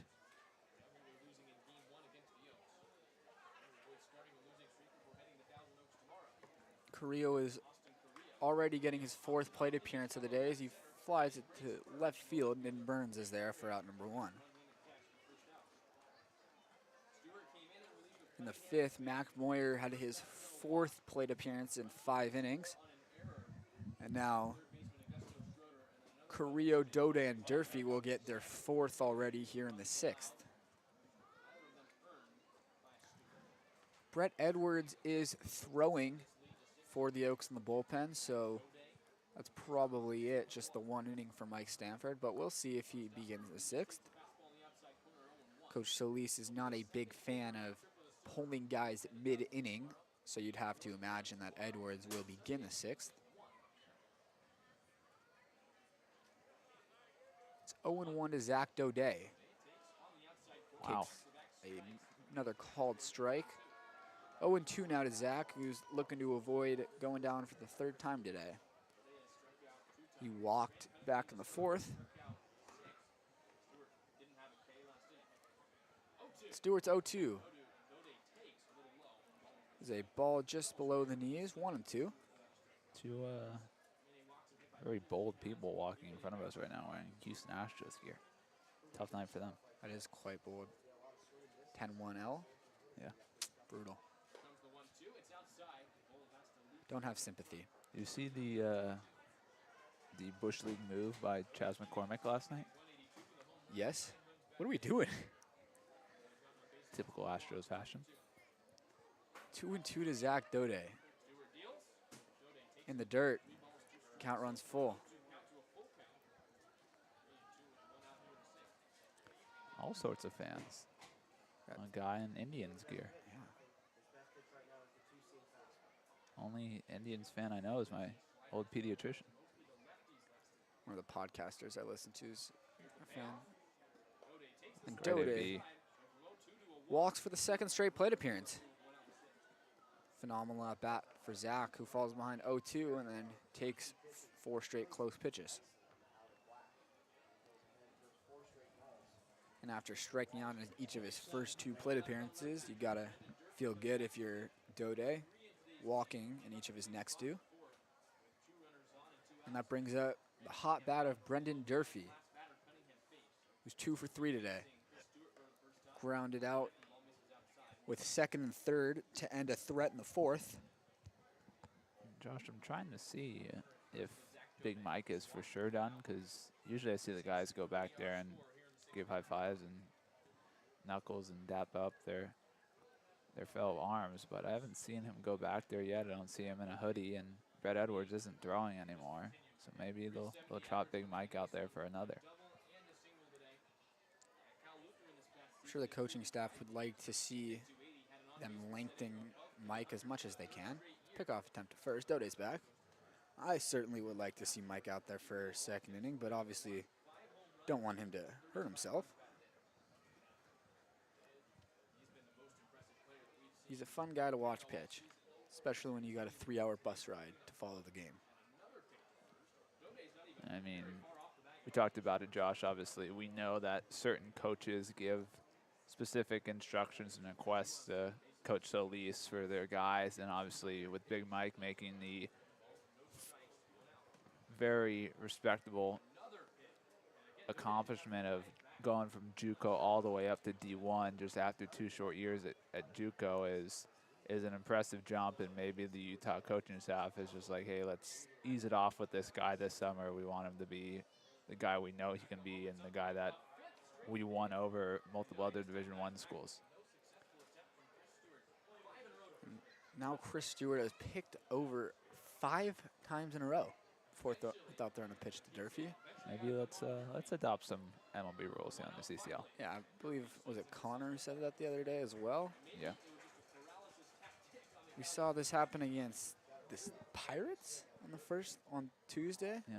Some of us have a over 2-hour bus ride after the game. 1-1 the count to Durfee. What are we Another doing? pickoff attempt. Let's clean it up.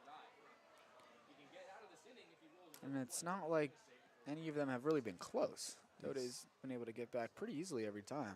He's almost thrown over more times at first than he has thrown pitches to center. That one's inside. Nearly getting Durfee, who has to jump out of the way. It's interesting too that he's doing it here too, with his only favorable matchup here between Daudet the righty and Smith the righty on deck. Nope. Good leave on the slider. They're actually going to appeal, but Can't Durfee is able to hold up. And as see from that angle. we've mentioned multiple times, when you appeal to the second base umpire, it's very hard for him to make a call. 3-1 to Brendan Durfee. Looking for a pitch to hit here. And he gets one, but he takes it.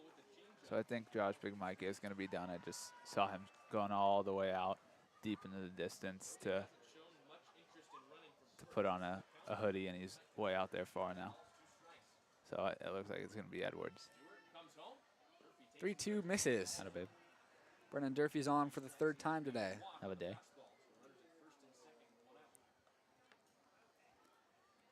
First and second now for Drew Smith.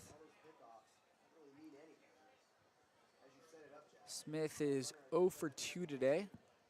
He was hit by a pitch last inning and stole second before coming around to score a run. Should be a mound visit now. Coach Dean Trainer. No action in the pen for the Blues. So this is just going to be a meeting between the manager and his infield. Brian Trainer might not actually be a real person. Listed as the pitching coach, but we haven't seen him. Yeah, I haven't seen him once. I know the assistant pitching coach, Max Lober, I went to college with at Cal Lu, so I know he's here because I've seen him tonight coaching now at Cuesta, but he hasn't been out there at all for a mound visit. Also wanted to say tip of the cap to the Durfee parents. Seen both of them walk by us now tonight. Appreciate you guys taking the trip up today. Glad your son's putting on a good performance at the plate tonight for you. Yeah, if your parents are making this long of a trek out here, I feel like you gotta have a Haven't seen anyone good day else at the plate. yet. Obviously, we don't have our beloved Sulak family this summer with us, who would go to literally every single game, drive all the way from Palmdale to Thousand Oaks, and from Palmdale all the way up to here to SLO, nearly a 4-hour trip. Always love to see these families that make the trip. Just how much that they love their children, how much they love baseball. Drew Smith takes a first pitch strike at the knees.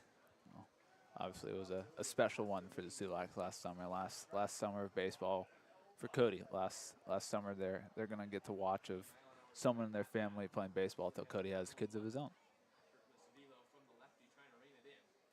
That one misses in. 1-1 now to Smith. Still nobody throwing in the Blues bullpen. It'll be Stewart to have to get out of this jam that he's pitched himself into with a couple of walks. Another one inside. 2-1. It's been fun watching Daudet dancing off the bases. See, he really is exploding on the secondary lead right now from second. He's getting almost halfway to third. And there he goes. Ah. And Smith fouls it off his foot.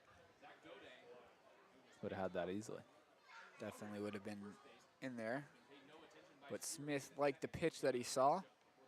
Fortunately, he fouled it off his leg. I think that was just a straight timing from Daudet because Durfee didn't even flinch. No, that was all Zach right there. He's been reading the pitcher Stewart for a few pitches out there on second base. Surprised Durf's not getting off first more. It's not being held on. There's a pick off to second. Not much of an attempt, just a step off and throw. Daudet might have shaken himself up just a bit. Well, that's the 507th time he's had to dive back into the base this inning. Stewart paying a lot of attention to Zach. He's being very aggressive, dancing off the base at second. Smith hits one on the ground to short for Theo Hardy. It's going to be a long throw, and Hardy makes it in time to get Daudet. With that long hop in, Hardy seemingly having to throw off his back foot. I thought Smith was going to beat it, but Hardy was able to get a lot more behind the throw than I was expecting and fires a strike to get Daudet. Yeah, well, Josh, you mentioned it earlier, just the excellent defensive display that we've seen from Theo Hardy before, and we continue to see it tonight. It's up to Chris Wright now with 2 men in scoring position and 2 away. It's a tough lefty-lefty matchup versus Chris Stewart. They faced each other last inning, and it was a full count walk that saw Wright see 6 sliders. And of course, after seeing nothing but sliders in his last plate appearance for Stewart, Stewart starts the at-bat with 2 straight fastballs on the outside half, and Wright's now in an 0-2 hole.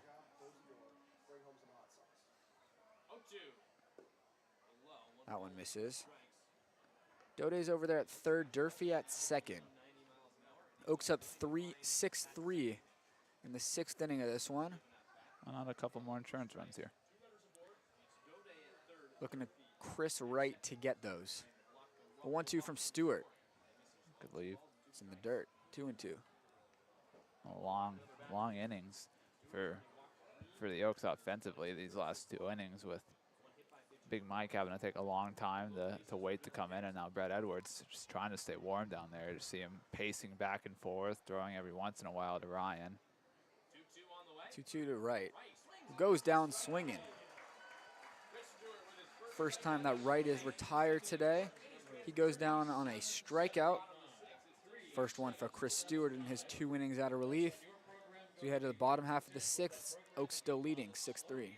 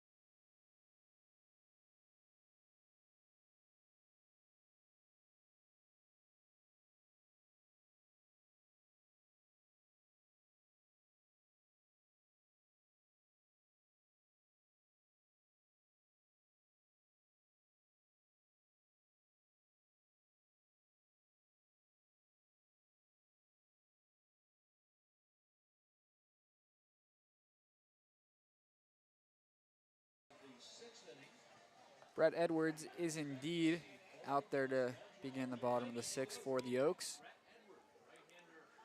He's pitched 5 1/3 innings, giving up 2 runs, so it's good for a 3.38 ERA. And of course, that's in league play. We did see him actually get the start in Tuesday's contest in a non-league game versus the VC Pirates, and he was just the opener in that contest. I think he only went just the 1 inning, right? So Edwards will be facing 5, 6, and 7 in this Blues lineup. Jake Bold. The Oaks have really been cruising through their lineup. Their guys getting their 4th plate appearance in the 6 innings, but for Bold, this is his 3rd plate appearance of the ballgame. 0 for 1 today with a walk and a strikeout. He's recorded 2 of the 3 true outcomes, so a home run here, and Jake Bold is a true 3 outcome player in today's contest. 2-0 the count. It's in there for a strike, 2-1. And for Brett Edwards, it's a return to his original area of choice for when he came out of high school. Originally played at Cal Poly SLO before he dropped back down to JUCO, and looking to take his talent somewhere this fall.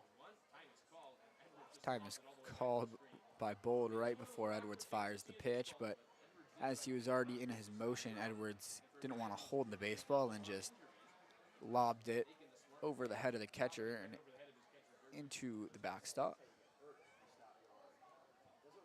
Obviously would not be registered as a pitch, so still 2-1 the count.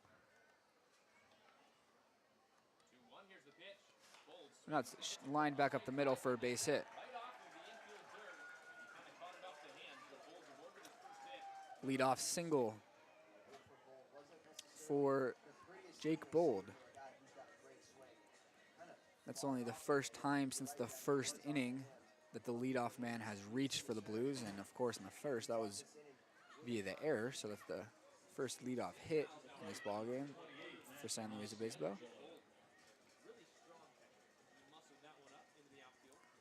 Now it's Matt Massiangelo. He's 0 for 1 today as well. Walked and scored back in the second, grounded out. Very big lead for Jake Bold at first base.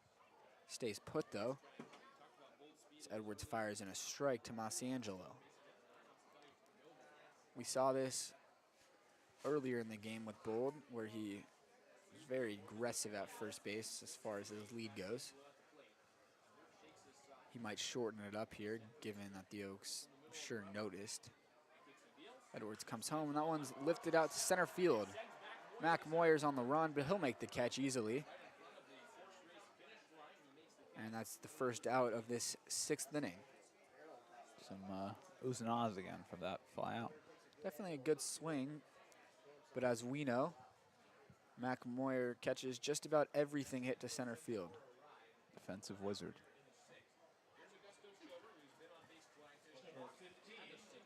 For those Dodger fans out there, just found out that Mookie Betts hit his 2nd home run of the ball game. They lead 5-3. Not sure what inning it's in, but back here to slow, Augustus Schroeder. That one's on the outside corner for a strike to Schroeder. He is reached twice today, but does not have a hit. Reached via the error and a walk.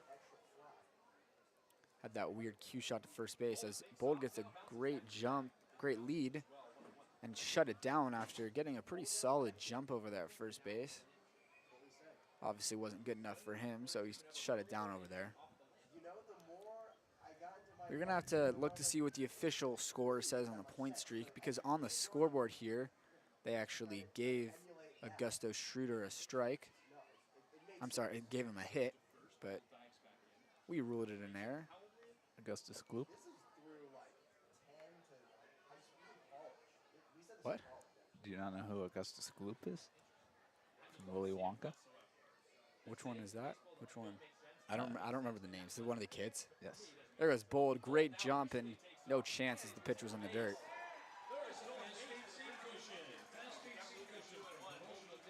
Bold's aggressiveness on the base paths gets him a stolen base. There's no chance for Brendan Durfee to throw him out, as his focus was on keeping that ball in front of him. If I'm not mistaken, they call the Gustus Gloop a nincompoop in Willy Wonka. 2-1 the count to Schroeder, who did make an error that wound up costing the Blues a run. He chops it. Good job by Daudet to come and cut it off and make the throw in time to get Schroeder. Let's play. High chopper that made it a tough play for Zach, who has to charge it and cut it off before it takes that third long hop. And he does just that, making it look pretty routine to get Schroeder at first. Brings up Jariah Lewis, who picked up an RBI knock back in the second. Popped up to third base in his last at-bat. There's a swing and a miss.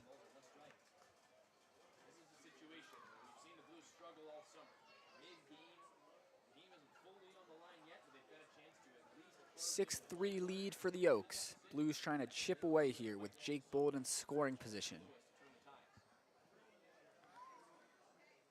0-1 to Lewis. Below the zone, 1-1.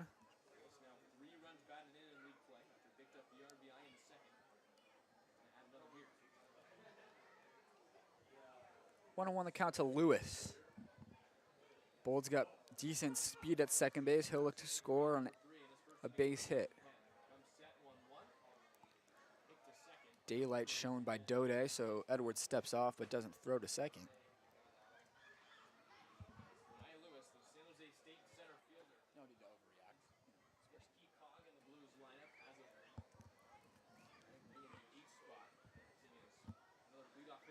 Bold definitely in the heads of these Oaks infielders. Great spot for Edwards on the 1-1 pitch. Gets the call, 1-2.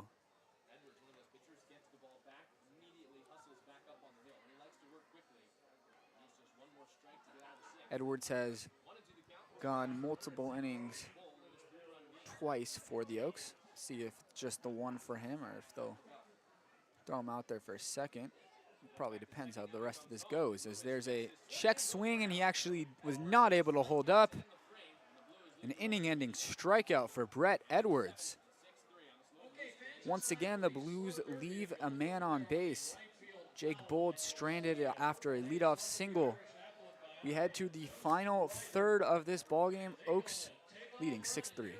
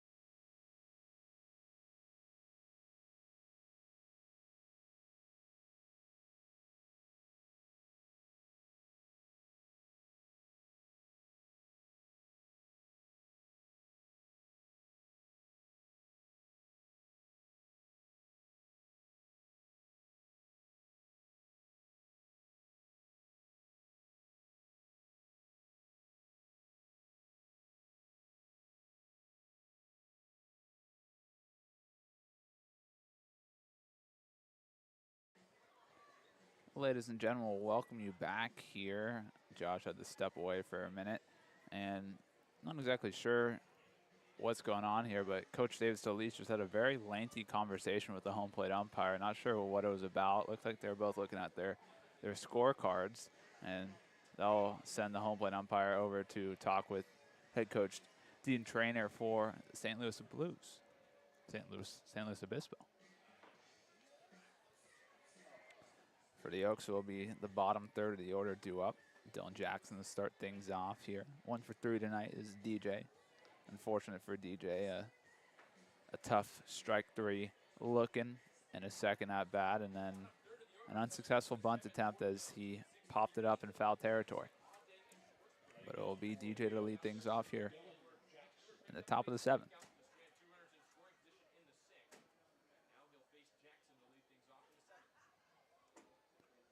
So still remains on the mound Chris Stewart. First pitch misses away.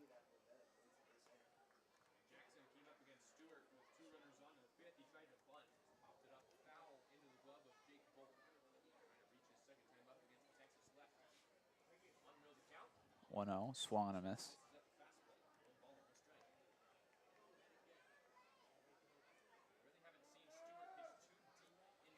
1-1 now to DJ.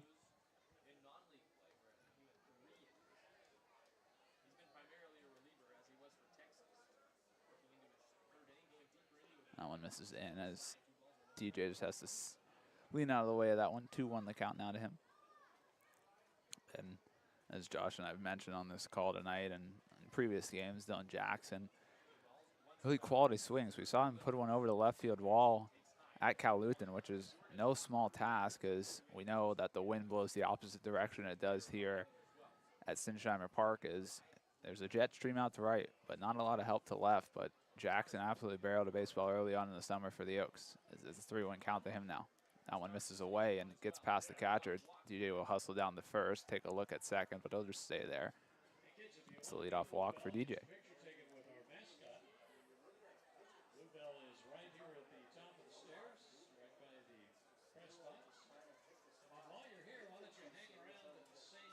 So bring up Max Aude. Aude tonight. He's 1 for 3. He singled, came around the score in the second, struck out swinging in the third, and reached via an error in the 5th. And a half-hearted effort from Stewart over there to check on DJ. Not sure what's going on here as Bold will come talk to him now.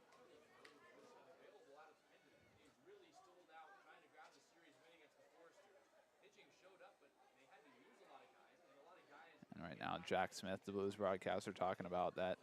He's not really sure what's going to be the case scenario for the Blues pitching-wise, because they went very heavy with utilizing their arms against the Santa Barbara Foresters, who try and win a series against them earlier this week.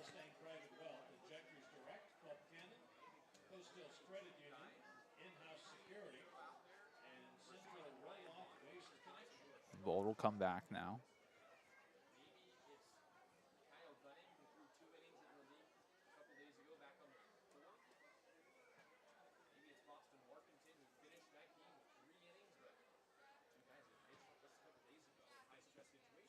First pitch to Aude. Breaking ball down. And we know Stewart really likes to throw that slider to these left-handed hitters. As the first batter he faced out of the bullpen was Chris Wright, and he didn't throw him a single fastball, and he ended up walking him eventually. And there's a fastball. That gets off the glove of Bold. DJ goes for second. The throw down in time. Great job there by Bold to fire down the second. And of course, a perfect tag from Theo Hardy on the quick snap, as DJ just unable to get a quick jump, and this will prompt a trip for Coach Solis to come talk. Oh, actually, not even coming to talk with the third base umpire. He just walked all the way out there to just pick up Dylan Jackson, because that's the kind of coach that Coach Solis is. 2-0 now to Aude.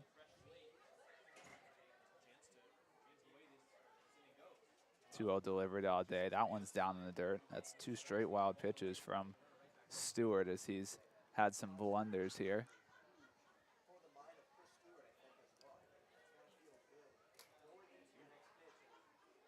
And we welcome back, Josh Boy. Thank you, thank you. 3-0 now to Aude. Hand things back to Josh on this pitch. That one misses, and the command problems continue for Chris Stewart. Unfortunate for the Oaks, Jackson getting thrown out at second. They'd have 2 men on, nobody out.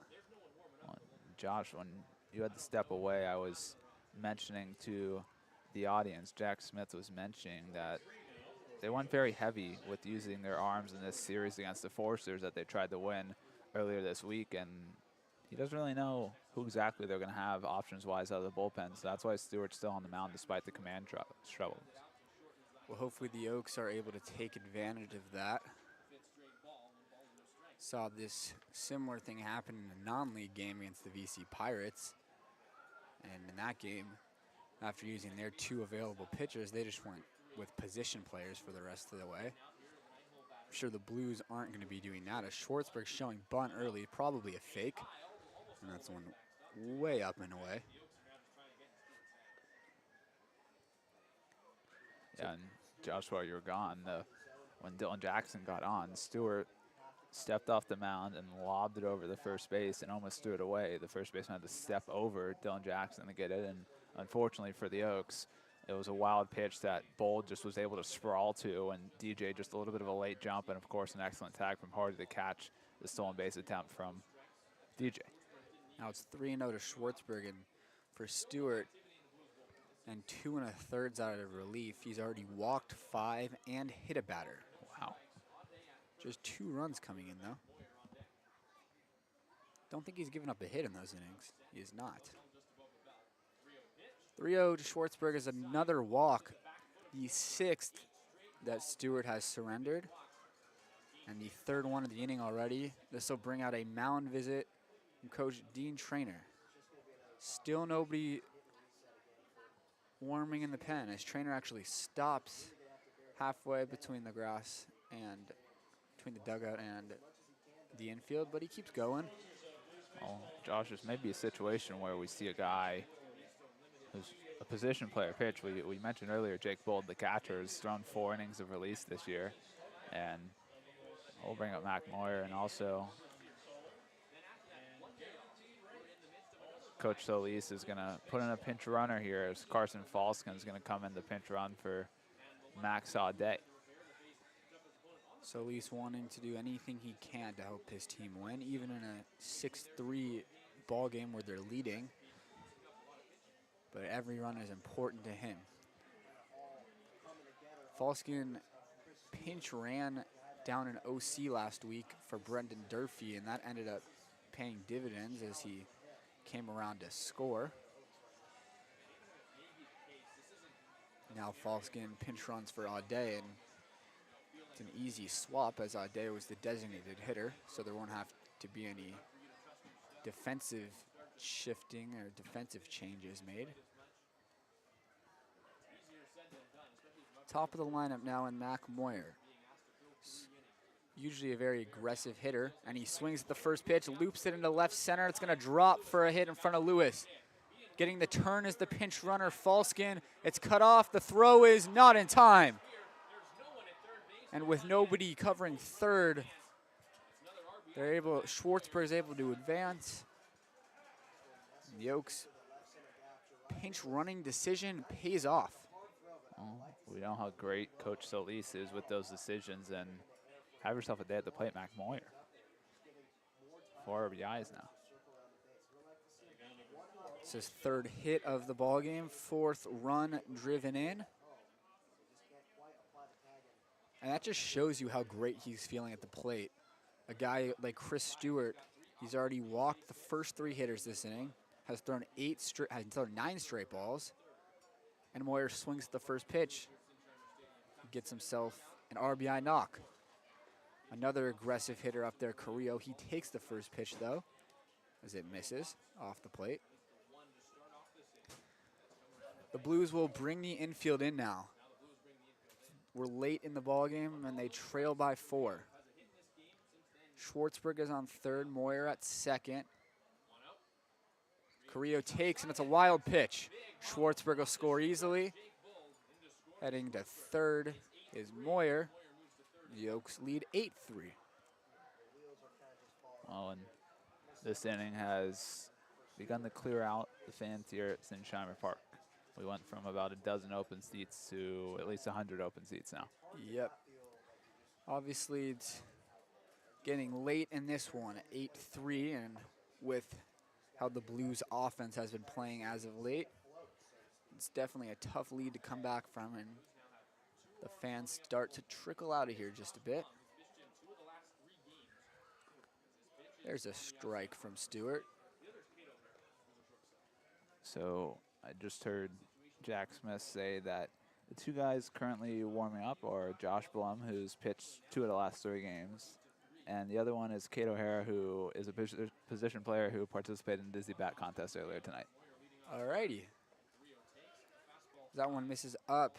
Chris Stewart trying to get as many outs as he can for the Blues right now, with not much help behind him. Selfishly, I hope O'Hara comes in, because imagine the night you'd have thinking you have the night off, then you do the Dizzy Bat contest, and then you come in the pitch. 3-1 to Carrillo. He swings and fouls it back. After Sammy did his Dizzy Bat race, he was out of commission for the rest of the day. I couldn't imagine him going back on the mound. I will say O'Hara had a little bit of better control on the base path than Sammy did after his Dizzy Bat, as O'Hara was flying around the base. He probably just wasn't spinning the bat as fast. Yeah, that's probably. why. I didn't watch the spinning. I just looked up and saw him flying around second. Count is full to Austin Carrillo. Payoff pitch from Stewart is line foul. Ooh. Just early on that one. Good job by Stewart, though, to come back with some strikes to Carrillo after 3 straight walks to begin this inning. It's 3 straight walks, but Dylan Jackson was erased after getting thrown out trying to advance to second on a ball in the dirt. And then Mac Moyer drove in a run with a single, and a wild pitch brought in a second. Now Moyer's at third with 1 away, and there's another wild pitch. It'll score another run. And the Oaks lead is up to 6. And things are really spiraling out of control here for Stewart and the Blues. I mean, Josh, I talked about it coming into this game. In their win on Wednesday night, we didn't see the first base on balls for the Oaks until this very inning. And now, I don't know, what are we at? At least almost 10 free passes now? On the day, the Oaks have now walked 8 times. So getting up there towards double digits. And that's also with, what, 1 hit by pitch, 2 hit by pitches in there? Yes, they've also been hit once. Drew Smith was hit, and Chris Wright, so they've been hit twice. 10 free passes. 10 free passes. That's a pretty remarkable number. And that's another one that nearly gets Daudet, but he's able to get out of the way. Daudet 2 free passes in his last 2 ABs. As this game has really spiraled out of control, I imagine that the Blues would rather use their position player rather than a pitcher who's already thrown twice in 3 days. This one's popped up and it's caught by the second baseman, Price, and Carrillo forgot how many outs there were. He's doubled off of first base. Come on, Rillo. Obviously not the best look for Carrillo, but the Oaks score 3 before the Daudet pop-up double play, and they've really taken control of this one. It's a 9-3 Oaks lead as we head to the bottom of the 7th.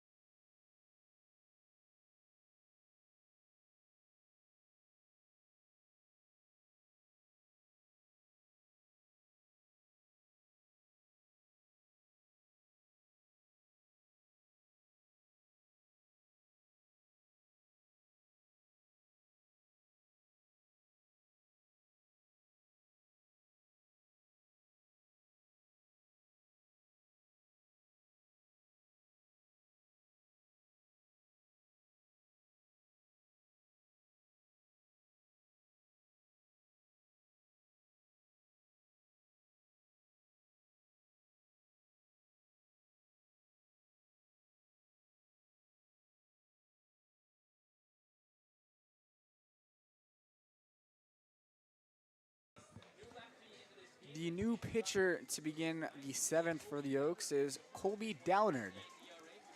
Just 1 inning for Mike Stanford in the 5th, and then the 1 inning for Brett Edwards in the 6th.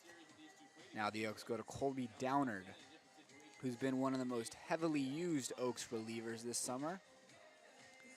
He's thrown over 10 innings, got a sub-4 ERA with 13 strikeouts in those 10 innings.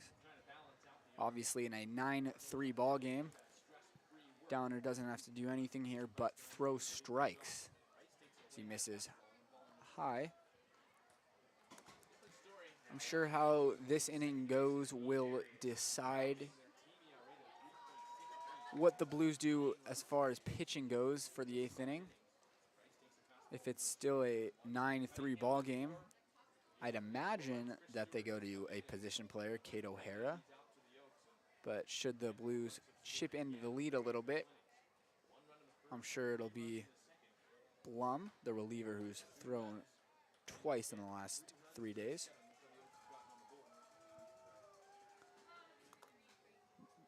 The Blues using a lot of pitchers against the Foresters, but that seems like went really well. Obviously, losing 2 out of 3 games is never something you love, but the pitching staff did its job.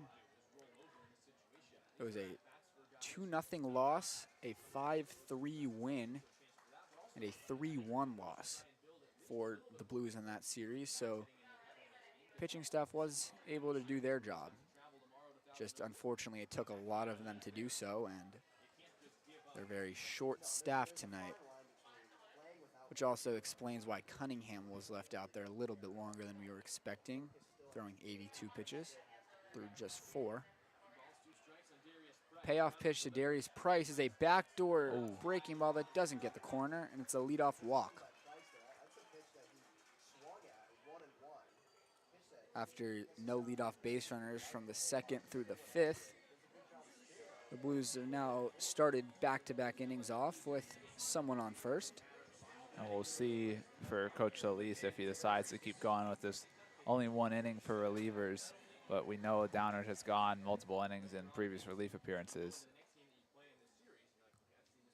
Let's top of the lineup, and Nin Burns up there. Burns has reached twice today, just 1 hit though. He reached on an error back in the 1st. Singled and struck out today.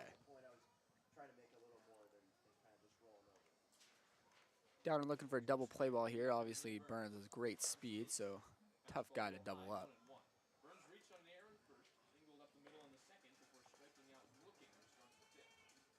1-1 the count to Nin Burns. That double barrel action continues in that Blues bullpen. There's a backdoor breaking ball that does not come back. Downer just wanting to get clarification from the umpire, asking him where it's missing.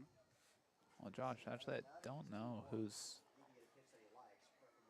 throwing in the bullpen now, because it's a lefty. That one's inside. And O'Hara's a righty, and so is Blum. So I don't know who's the lefty throwing out there now. Oh, okay. Sure, we'll find out if once he enters the game. If he enters the game. Side armor. 3-1 the count to Nin Burns. That one misses inside. Gets by Durfee, but Price is going to reach second anyway. It's now back-to-back walks to begin this 7th inning.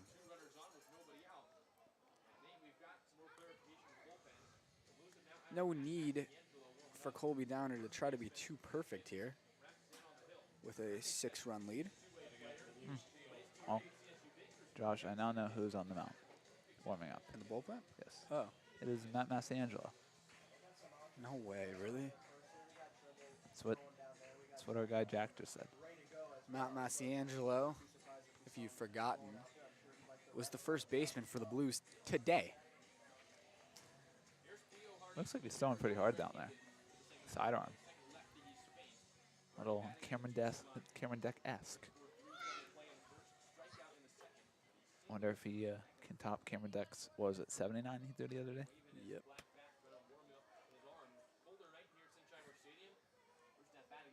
Theo Hardy up there now. Takes the ball. Hardy today, 1 for 3. Singled and struck out, also grounded into a double play back in the first.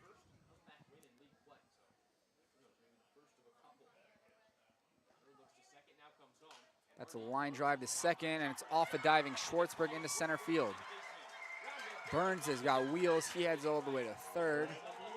Price comes in to score, and the Blues have runners at the corners with nobody out.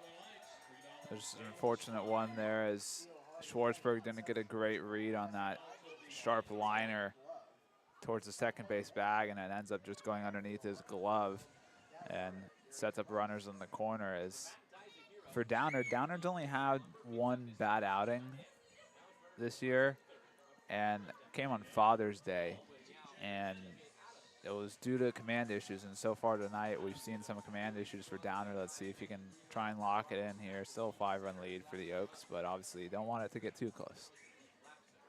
As we learned the hard way last night, the Oaks can blow leads.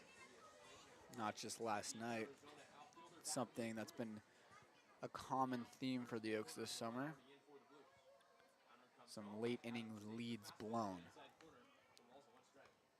Pretty much from the 8th inning on, it's been troublesome for the Oaks pitching staff. Hoping to stay in the lead here. Josh, I was just thinking about it. If Massiangelo is put in to pitch, and they put somebody in to hit at first, to obviously replace him at first, unless they put whoever's DHing tonight at first, then they'd have to, not the DH spot, I think they'd vacate first baseman. And there's Hardy going on a pitch in the dirt, and he gets to second in time. And unfortunate for Durfee there is he was ready to throw down there on the late break, but there was nobody quite on the bag quite yet, as he had to kind of hesitate and wait, and he ended up pulling the throw a little bit far. Very aggressive read by Theo Hardy. But now TJ Adams has a chance to drive in two with 2 men in scoring position and nobody out. There's a strike. I thought. Wasn't that strike 3? Yeah, it is strike 3. Thought it was a 1-2 pitch, but Adams stayed in the box, tried to keep himself up there, but it was a strikeout for Colby Downard. Everyone, seems like just about everyone knew that except for TJ Adams. Okay, Josh, well, Massiangelo's not throwing in the bullpen anymore. It's either O'Hara or Baum. It's probably Blum. That's what happens when they threaten and make it a competitive ball game once more. It's now Emilio Corona. So 0 for 3 today. A couple of strikeouts.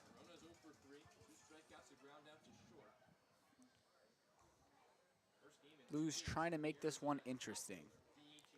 9-4 ball game. Burns on third though. Theo Hardy at second.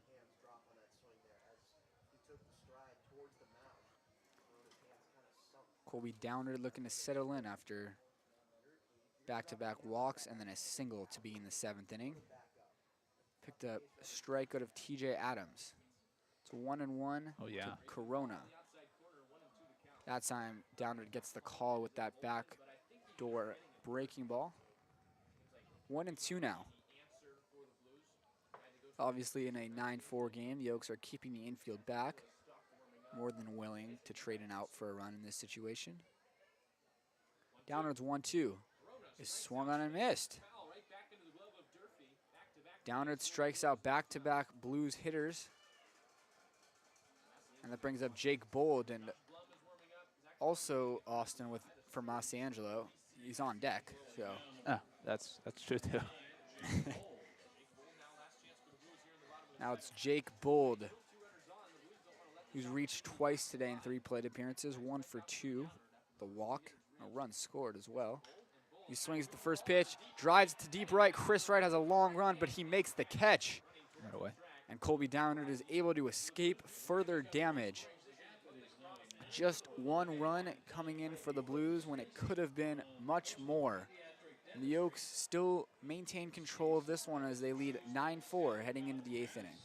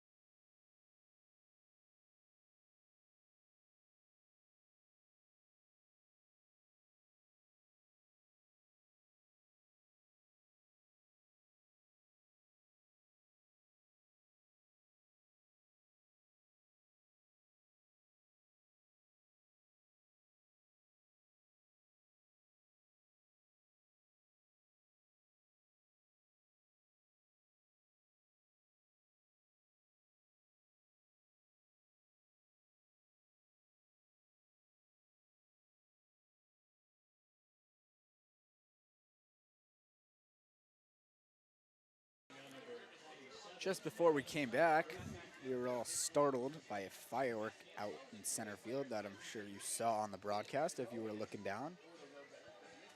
As Matt Massiangelo is on the rubber for the Blues. This will be his debut on the mound for the Blues. We were told by Jack Smith that Massiangelo is a two-way player at Cal State Bakersfield where he plays his college ball. So I went over to the Bakersfield website and he is listed as a left-handed pitcher / outfielder, but he did not record any innings pitched this year.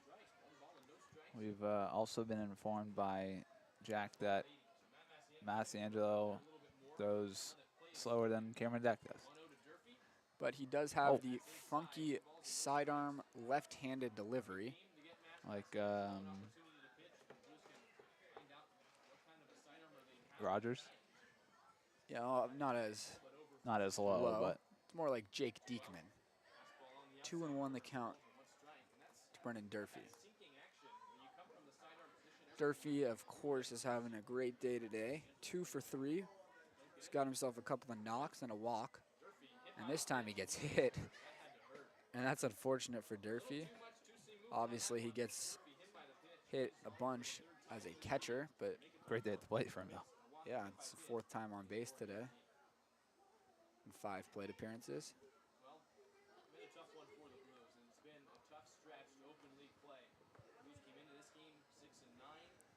Drew Smith coming up now. Nobody throwing for the Oaks, so it'll most likely be Colby Downard once again.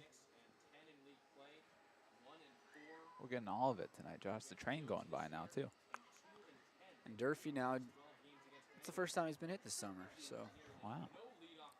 Running out of players that haven't been hit for the Oaks. He usually is able to get on base on his own doing, so we know he's by far and away the leader in average. I don't know where he compares in terms of on-base percentage with the rest of the crew. So I'm looking at right now, and he does have the highest on-base percentage on the team, and that's only gone up. Yeah. Reaching 4 times in 5 plate appearances. 2-0 to Drew Smith. All you can ask for from Massiangelo is for him to throw strikes. We're reaching the 3-hour mark in this one. 6:05 start. So we're nearly at the 3-hour mark. 3-0 the count to Drew Smith. I'm sure he is the green light here if he likes it. And he takes ball 4.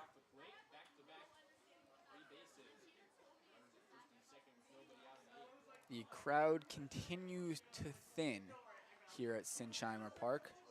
Josh, correct me if I'm wrong on our little scoreboard here. Chris Wright, 0 official ABs today. 0 for 1. Struck out in his last at-bat.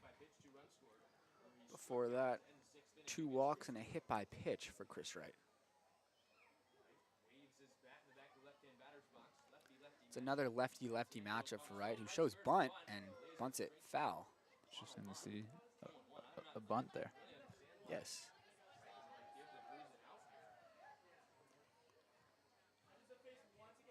See if I'm sure they're gonna let Wright swing away here now. The 9-4 lead for the Oaks. These insurance runs aren't necessarily crucial. Wright shows again though. 1-1. This might just be a case scenario, Josh, of an opportunity for C-Dub to practice sacrifice bunting. Why not? 1-1 the count. Durfee at second, Smith at first. This time, he does not square. 2-1. On that pitch, the first baseman, the new first baseman, Zach Tollerman, was creeping up on the grass. Sure, Zach and Austin would have a lot to talk about. He's from the Bronx. 2-1 the count to Wright, who swings through a slider, 2-2. How many good things to talk about with Tollerman about our Yanks as of late. Currently tied for the 2nd worst batting average in the league. At least Rodon came back today. Ain't gonna cut it. 2-2 to Chris Wright. Oh, That one misses up and in. Count runs full. Massiangelo is in danger of allowing his third straight free pass. Technically only his second straight walk, but he hit Brendan Durfee to begin the inning. And Wright drills that one out to deep right field. Long run for Adams. He's still going, and it hits the wall. Drew Smith started a jog, and the throw home to Brendan Durfee is not going to get him as the catcher Bold couldn't handle it. Massiangelo throws to second, and Wright gets there.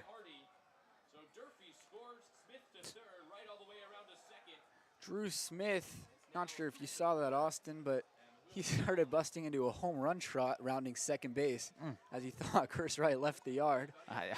I thought so too. I couldn't even see the ball. I didn't know where the ball was until I heard that thud up against their wood wall out there in the outfield. Yeah, that ball was tattooed off the bat of Wright, and Drew Smith hit a home run trot rounding second before realizing he had to book it to third base. Unfortunate for C-Dub that he isn't playing at Cal today. Not that just one would have been a mile gone. That would have been the second. That's the second time today that the Oaks have hit one to right field that would have left the yard at Kalu as Wright forgets to take off his elbow guard and runs it over to first base coach Jose. I think that one might have been carried to the tennis courts at Kalu. Yeah, that ball was crushed. That one misses away. 1-1 the count to Dylan Jackson. He is 1 for 3 today. Reached base a couple of times. And he swings and fouls this one back. Ends up in the hand of a kid. I'm sure is happy to receive that ball. And he actually just gave it to an adult, gave it to his dad. Hopefully the dad's just holding it for him and not stealing it from him. Keepsakes. Free. He can pounce on another one. Jackson fouls that one towards the Oaks dugout. Still nobody out in this 8th inning. Second and third. And Josh, with the way that things are going this game, with the Blues having to throw a position player on the mound, I wouldn't be surprised if Colby Downer got a 3-inning save tonight. Oaks. Save the arms with still 2 more left in the 6-game stretch before the All-Star break. Yeah, for sure. That one's up. Feel like that might have been on Coach Solis's mind already before the Oaks exploded here in the later innings. There's a backdoor breaking ball that Massiangelo doesn't get the call on. A little surprised the umpire didn't ring up Jackson. 3-2. The wild pitch. Smith's going to come in to score. 11-4 ball game.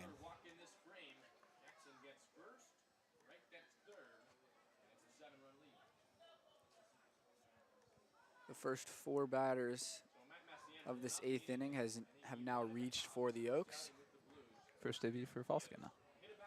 Carson Falskin gets his first plate appearance of the day after coming into pinch run for Max Aude and coming around to score from second on a single.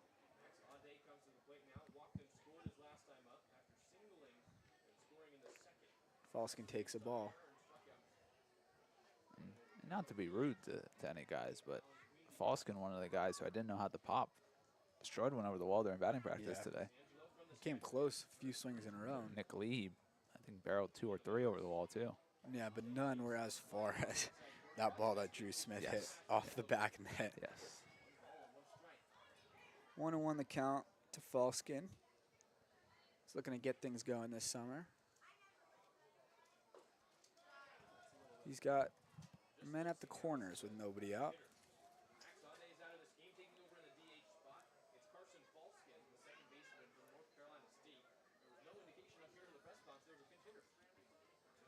Two 2-1 to Falskin. Falskin swings through it, 2-2.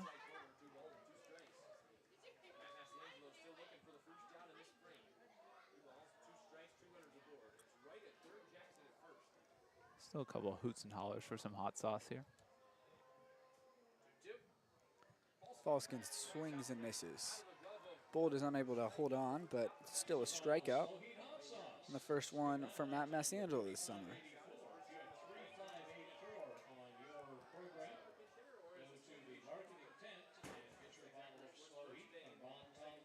It's now Zach Schwartzberg. Schwartzberg today 0 for 3 with a walk, but he did drive in a run on a ground out back in the 5th. That one's well away.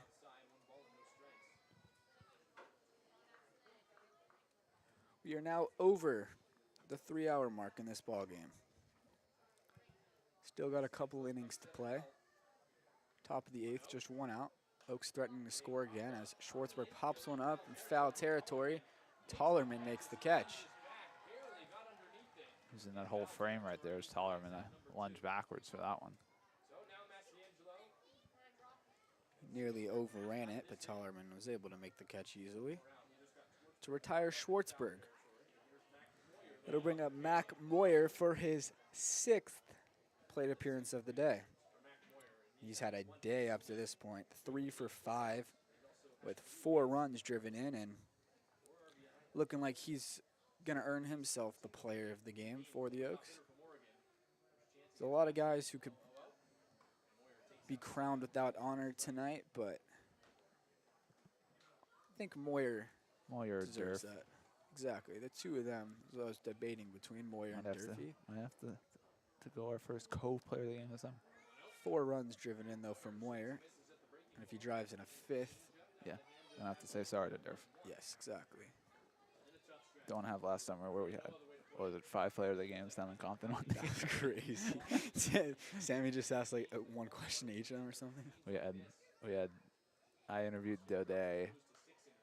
Sammy interviewed, I think, Heineck, and I want to say maybe a pitcher, and then I think you interviewed Gav and maybe somebody else. I'm not even going to pretend to remember. The 1-2 to Moyer. There's a swinging strikeout. After the first 4 batters reach, Massangelo strikes out 2 and gets an infield pop-up. Able to limit it to just 2 for the Oaks, who extend the lead to 11-4 as we head to the bottom of the 8th.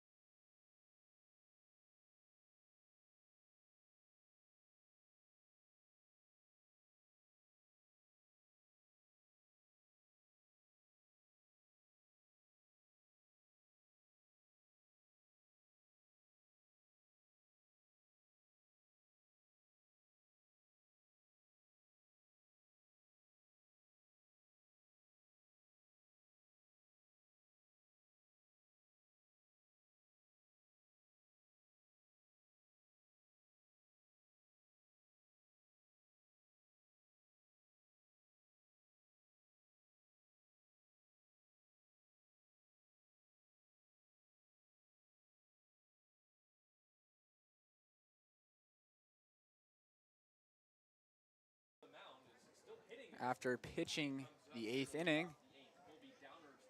Matt Massangelo is up there to bat now. We don't know how it works, but hey. They call Massangelo the CCL Shohei Ohtani. Hitting in the same inning that he pitched. Giving up 2 runs in the top half of that 8th inning. I personally prefer to say the I know what you're Isaiah about to say. I don't even want Kanafalefa to hear of it. Yeah, the I CCL. knew that was coming.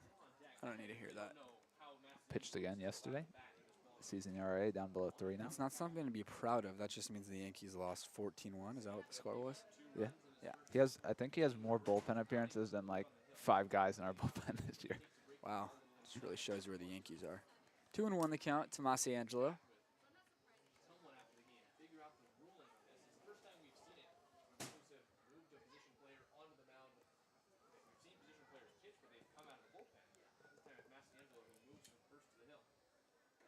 That one's inside. I wonder if Masiangelo will go out there for the 9th. He threw 30 pitches in the 8th.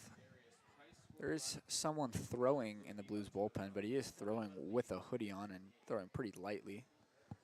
I'll go throw an inning for them if they want me to. 3-1 is up. Leadoff walk for Downard. All you got to do now for Colby Downard is throw strikes. Yeah. Up 11-4. We're over the 3-hour mark now in this game, and still have to drive home. And stop it And in stop and it in out, and out. which is an additional minimum 45-minute stop. I think it takes that long. I think it's about 45 minutes. I usually check. Depending on the shenanigans of Oh, the yes, fellas. exactly. Turn it. That one's chopped over to second. No chance to turn it. Oh, I'm what a- surprised Schwartzberg even threw to second. That was ridiculous by Daudet. It was ridiculous by Daudet, but I'm very surprised that Schwartzberg threw to second base, given that it's 11-4. Would have made more sense just get the sure out at first.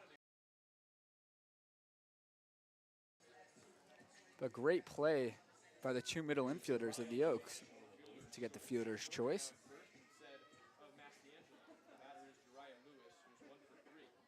The Schroeder reaches on a fielder's choice, which brings up Jariah Lewis. That one's always a feel good for a pitcher when you got the guy ducking out of the way of your breaking ball. That's a strike.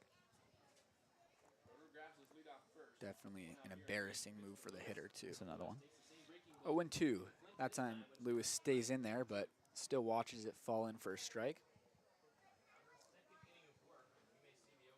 I don't know who it is, Josh, but somebody is like literally all the way past the outfield wall for the Oaks in the bullpen right now. Just taking a stroll. 1-2 now the count. If I had to take a guess just based off personality, guys, I'd have to say it's Charlie Adamson.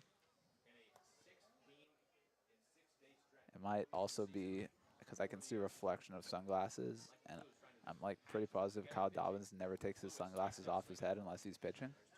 There's a strikeout of Lewis. Well, it's not sunny out. I mean, I leave my glasses on my hat the whole game, too. It's got to be one of those 2 guys because there's not many other pitchers that wear high socks. Yeah. Darius Price up there now, getting his 4th plate appearance of the day. The 9-hitter today for the Blues. 0-for-2 with a run driven in and a walk. There's a strike from Downard, who understands the assignment. Just throw strikes. Nothing else to it. 11-4 ball game.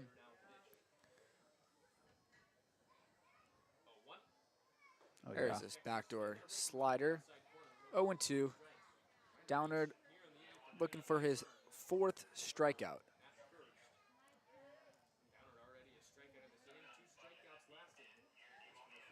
He's set at the belt.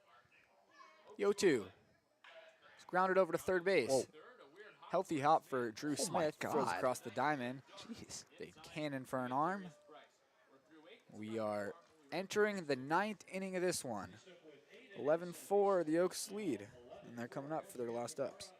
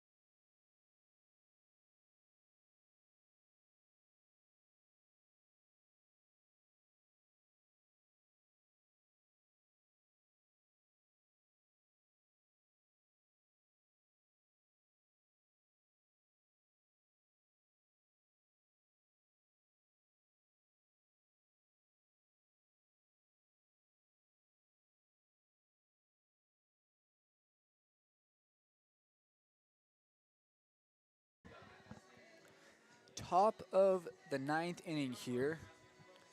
Oaks lead 11-4. Looking to get out of here and go back to Thousand Oaks with a happy bus ride. Masiangelo gets only the 8th inning, but it's another position player now. Throwing for the Blues, it's going to be Cade O'Hara from the University of Texas.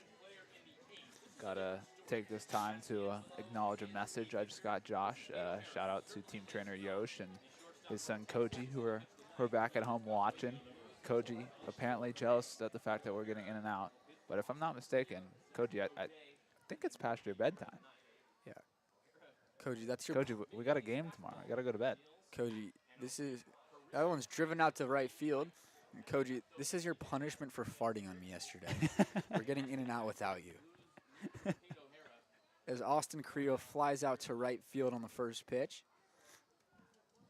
I bet Koji did not tell Yosh about that. It was mentioned on the broadcast, though. Yeah, that was brutal. Now it's Zach Daudet. Got to feel good for Cade O'Hara. 1 pitch thrown, 1 out. Oh, that's good. Daudet is aggressive as well. He fouls one away. Ooh. Bounced right into the lap of a kid. Oh, geez. Getting mauled by his friends. Daudet today has walked twice. Struck out twice. Also popped into a double play as Austin Carrillo forgot how many outs there were, and pop up to second resulted in a double play. Josh, you know what would be wild? Is if Masiangelo was out at playing first. Yeah, that would be wild. But back in the dugout, he's not Jack Caglione. For those unfamiliar, Caglione is the two-way sensation from the University of Florida. He plays first base. Or like Otani sometimes did when he first started playing. Go out to the outfield after he pitched. What they got going now is much smarter and healthier for Shohei. So that one's inside to Daudet. 2-2 now. Crowd and abysmal at this point. A lot of folks have gone home. Daudet hits that one back up the middle. Theo Hardy ranges over there, spins, throws, and Theo Hardy continues to play an excellent shortstop tonight. Boy, oh boy, I wish I could watch him play every day. It is something special to watch out there. I actually really like the mechanics of O'Hara's delivery, Josh. It's pretty delivery. Everyone dreams of this moment, getting to pitch as a position player, and O'Hara's taking a changeup? Wow. A smile on the face of Durfee there. I mean, you don't expect to see a first pitch changeup from a position player. Durfee, 4 times on base and 5 at-bats, and he drives that one out to center field. Lewis is there. And for the first time today, the Blues have a 1-2-3 inning, and it is by a position player, Cade O'Hara. We head to the bottom of the 9th. Final 3 outs coming up for the Blues.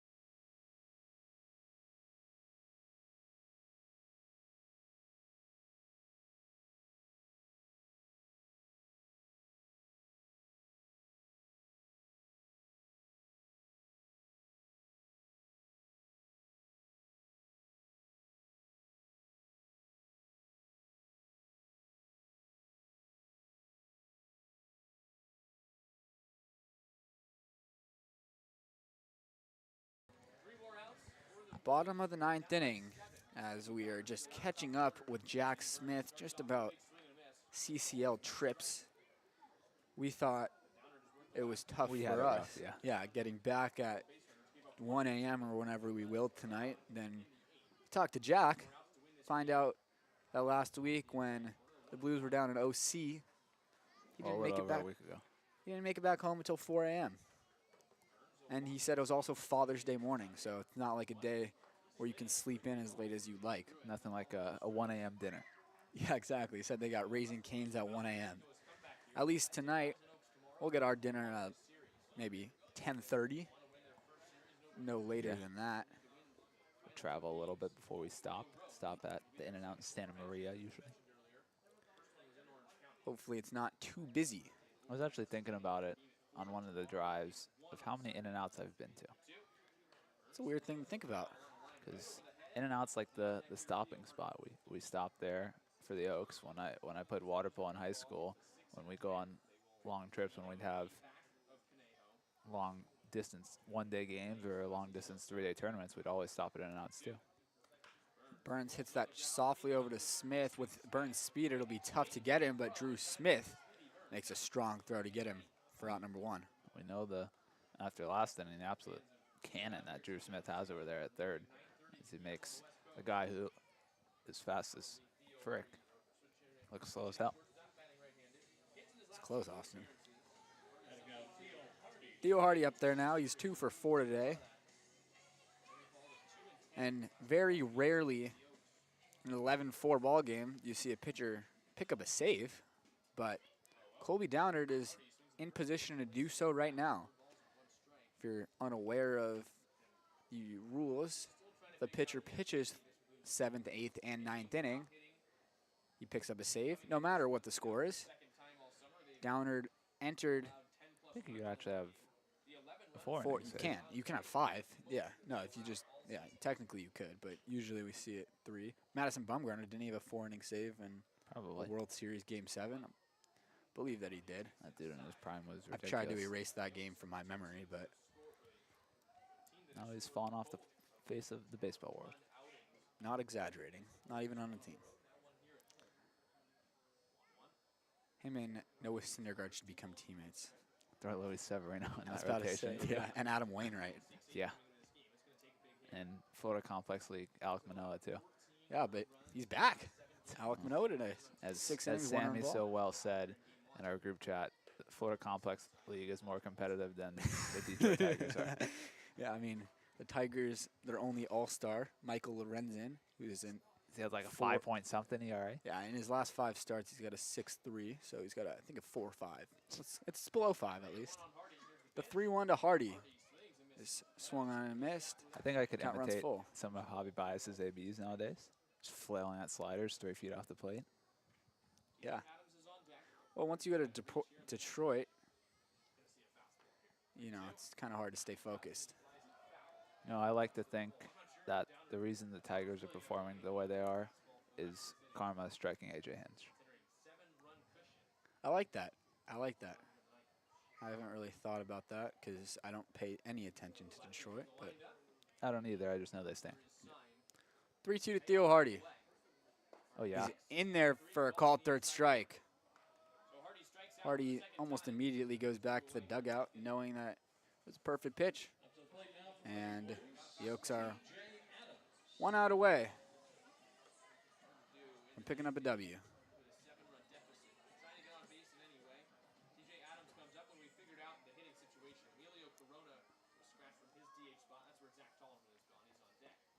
Swung on and missed from TJ Adams. So we've figured out this mystery with position player going to the pitch, Josh. Their DH spot no longer exists. Yeah. Tollerman is now standing on deck with Corona out of the lineup.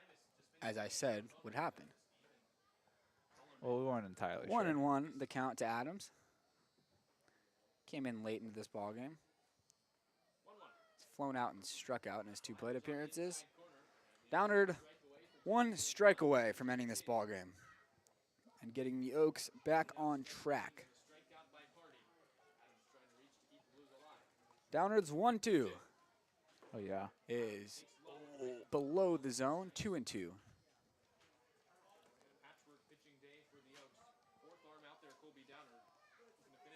Downer back on the mound. Ready for his 2-2. The pitch. Fouled away.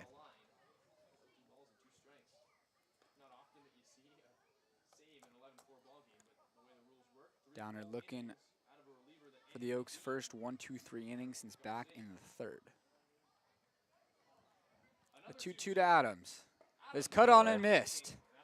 The Oaks win 11-4 here in San Luis Obispo, and it'll be a happy bus ride home for these Oaks players. We do not come to SLO again. This was the final time up here against the Blues, and we'll see them a couple of times this weekend as they come down to Sparky Anderson Field for a 4 o'clock game tomorrow night and then a 1 o'clock start on Sunday. Today's player of the game will go to Mac Moyer, who picked up 3 hits and drove in 4 runs today, helping get the Oaks that 11-4 win. After a tough one down in Pasadena yesterday, the Oaks do a great job of bouncing back, jumping on the Blues early in this one, and never looking back from there. And for all of us, Conejo Oaks broadcast crew, just Austin, Gregory, and myself tonight, we'll talk to you guys tomorrow.